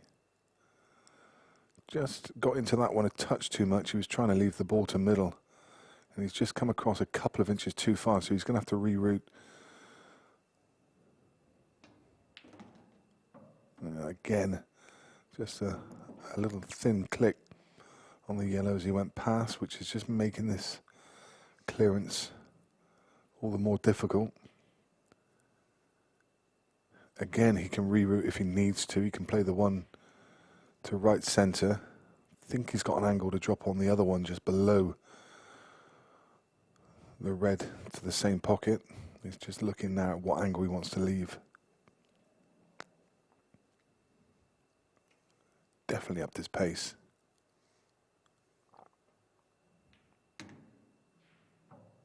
Very nice.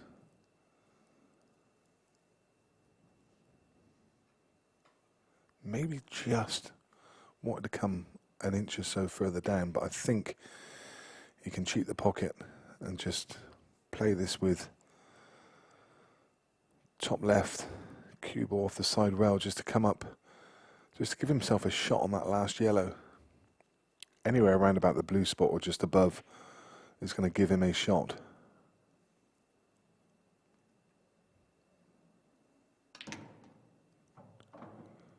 He decided to screw around the table and he's not got into that one. And I think he's taken away the one cushion escape as well. The black's in the way. You can obviously play it off the top rail, but he's got the top rail and the right hand side. But to give himself the best chance of potting it, he'd love to, yeah. It looks like he's going to go low. He's changing his mind. Got the option to go below the black and play it with right hand side. Again, very, very tough to judge. I don't expect him to get too close with this one, because this is hard to judge.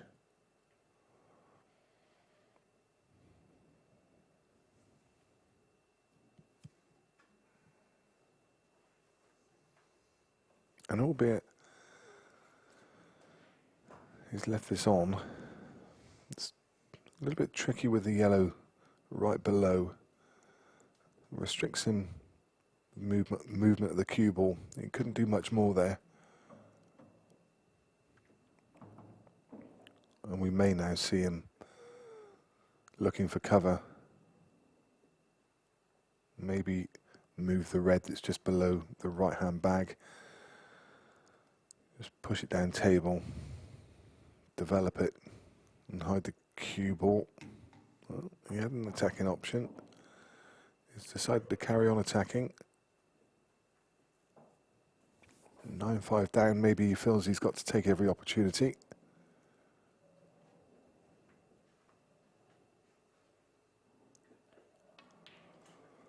No. Wow, he's fluked it.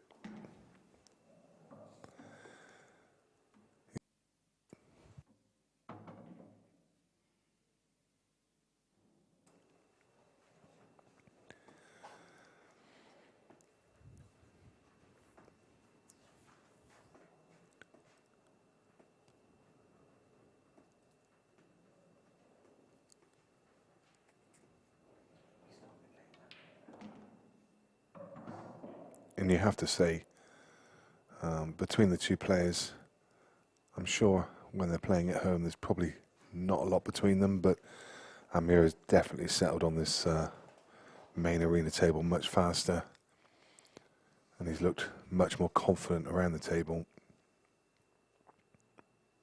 But Jaouad is he's never out of it, is he? Even now, if he can get back to 9-6, you feel that there may be a twist in the tail yet. All he can do now is just, the longer he can keep Amir off the hill, that's the key now, is just to keep him off the hill. Win the next 2-3 frames, put the pressure on.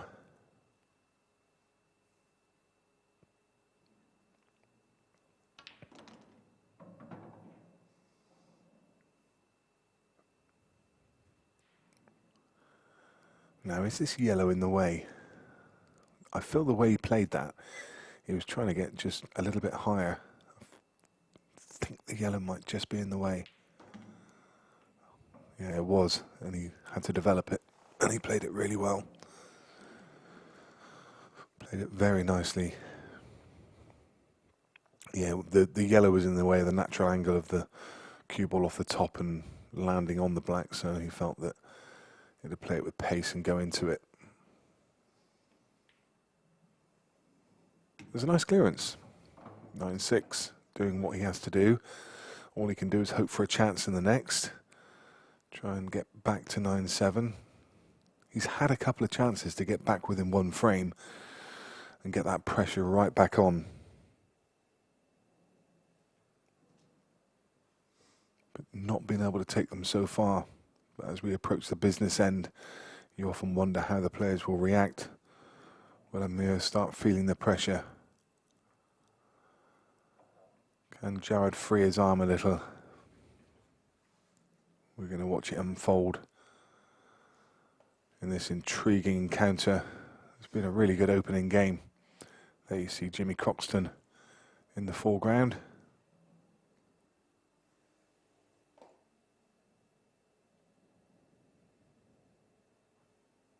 That is table number 5.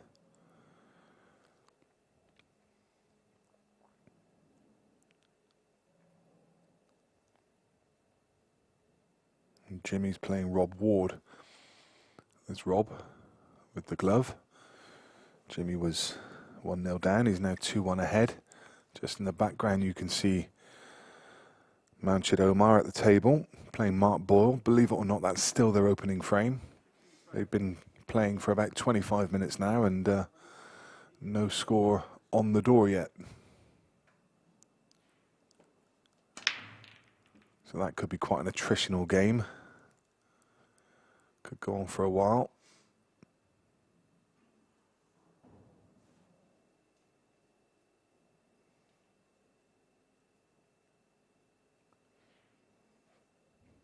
Other scores, Liam Dunster 2-0 up against Chris Day. Jack Whelan 3-1 against Amin Benif. Craig Marsh 3-2 against Dejan Graish. Scott Gillespie 3-0 against Mason Penny. Dom Cooney 2-1 against Ben Flack. Neil Raybone 2-1 against Ryan Pisani. Ryan Clark 2-1 against Leiden de Bono.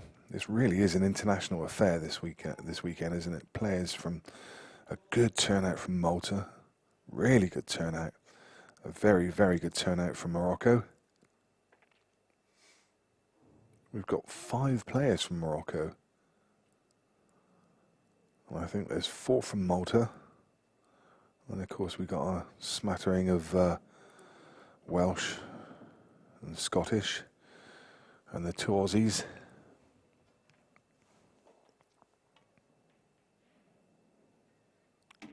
Harjeet Singh here as well, representing India. Has the Indian flag against his name, but obviously Harjeet very much a fixture in the UK.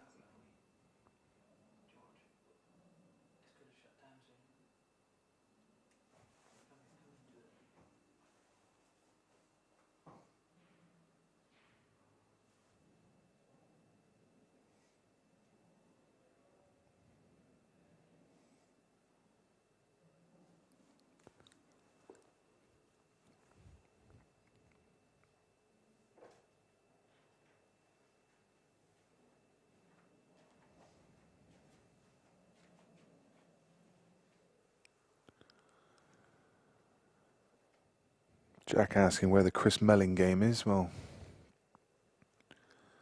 yes, it was at the top of the poll for the 5 p.m, but what you're not going to see is these players getting turfed off the table to bring Chris in. Chris is waiting patiently for the conclusion of this game.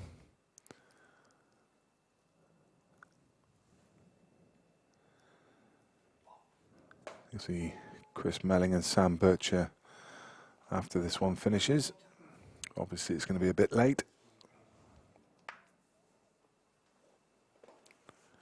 This is still playing on from the 3 p.m. session.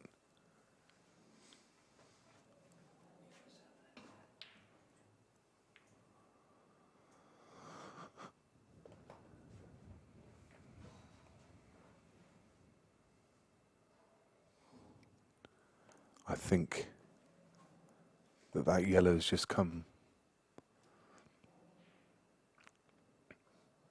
I was going to say it's come to the rescue. I'm not sure it has.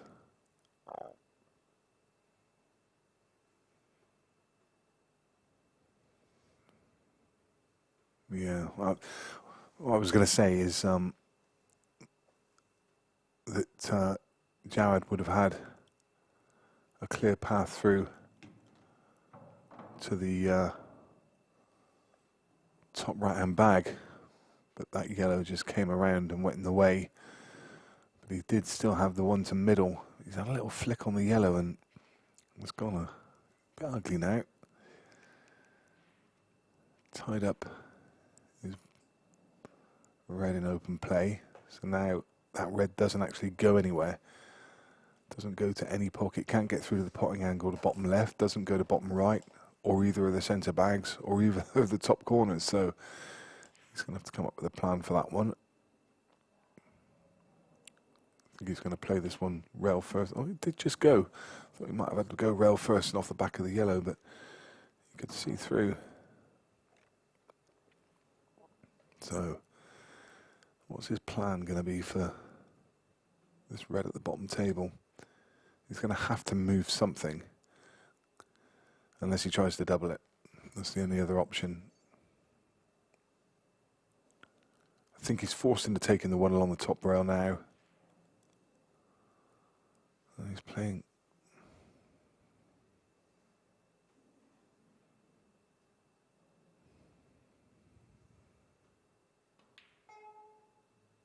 No. I wasn't ever sure. I mean, obviously what he's trying to do is just come down and rest on the side of that yellow to leave himself on the other red. But I think that was tough. I think what he had to do there is just play the one on the top rail, then take the red he's just played to middle and leave himself a double. Just take his medicine.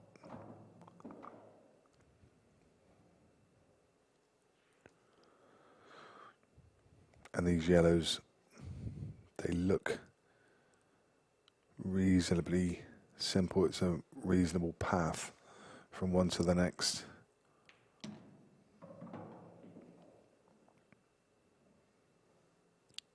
Doesn't look to be any banana skins, and this really was a big frame for Jaouad.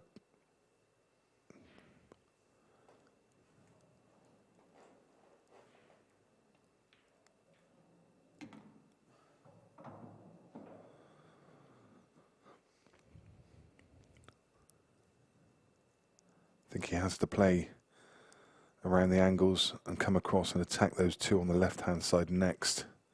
Doesn't want to leave them both till last. That's what he's done. That looks perfect. One of those shots you can just, a little soft screw shot, just time it well. Very nice.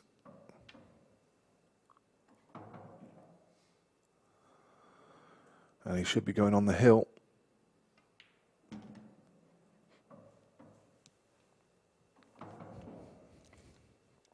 Been very impressed by the standard pull from the man at the table.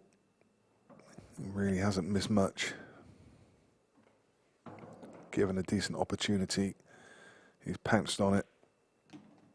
And as reward, he reaches the hill It's 10 frames to 6. He leads by 4. He needs one more. And it's a long hill back for Jaouad Tabit. The other scores around the room, you can see Osama Maskini now 3 each against Luke Gilbert. I think it was 3-0 down. Liam Dunster 3-0 against Chris Day. Greg Batten 2-0 against Neil Wren. Amin Bounif and Jack Whelan tied up at 3 each. Craig Marsh and Dejan Grace tied at 3 each. Scott Gillespie having it all his own way at the moment, 5-0 ahead. Dom Cooney 3-1 against Ben Flack. Neil Raybone, similar score against Ryan Pisani. Jimmy Croxton, the same score against Rob Ward. And Ryan Clark, the same score against Leiden de Bono. And now, having seen that game, a bit of a stalemate early doors, Mountchad Omar is now 3-0 up against Mark Boyle. Mark was the pick for some players early doors, but he's trailing 3-0. Darren McVicker 4-1 up against Johan Attard, and Adam Davis 3-1 against David McNamara.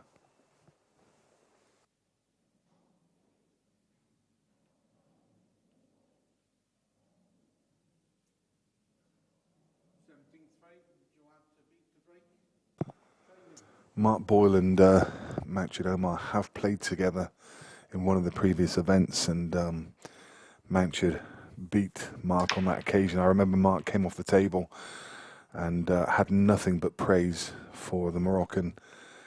He mentioned how well he played. He was brilliant on that day, and he looks like he's recreating that form again, 3-0 up. And this, another dry break from Jaouad is not what he needed here. Luckily for him, these balls have gone very awkward.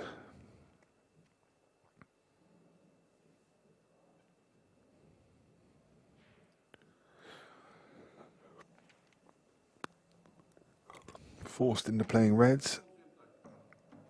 That's actually a really nice opener. He's left himself an angle on this red. He can come down and attack this black and red. His problem, the only issue with this shot is that he has to hit it just right, and even then he's not guaranteed to be on a red.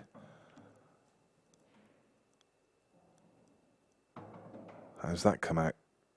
It's okay, you know. Do you know that could have been so much worse. He played that with conviction. The kind of conviction you can play with when you're 4 frames ahead and on the hill.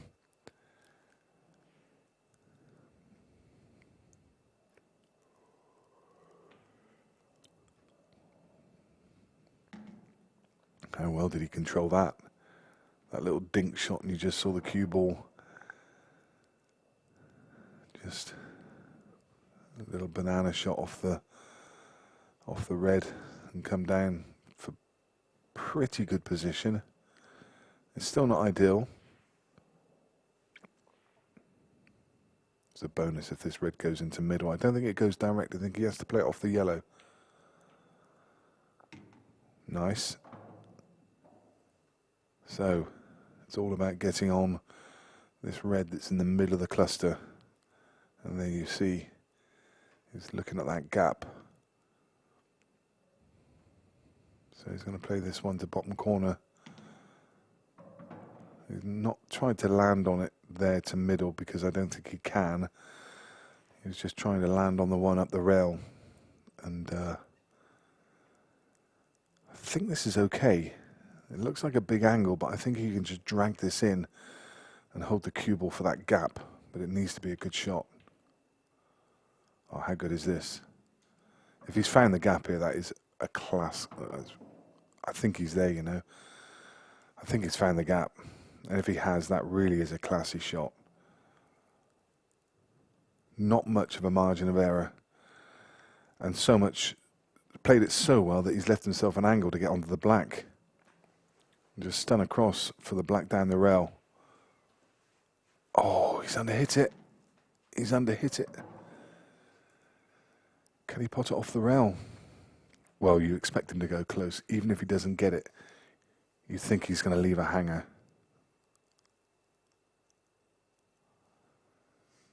If he doesn't get it, you expect him to leave this black hanging. And then the pressure would be firmly on Jaouad.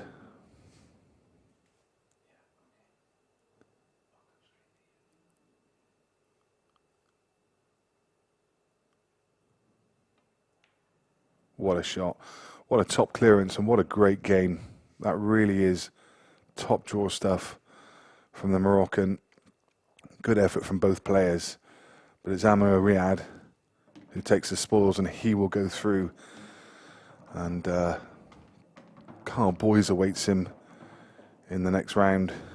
And he'll be back in action within the next few minutes. Back on the main arena table is going to be Chris Melling against Sam Bircher. I'm unsure if we're going to get an interview with the player. I'm not sure how good his English is.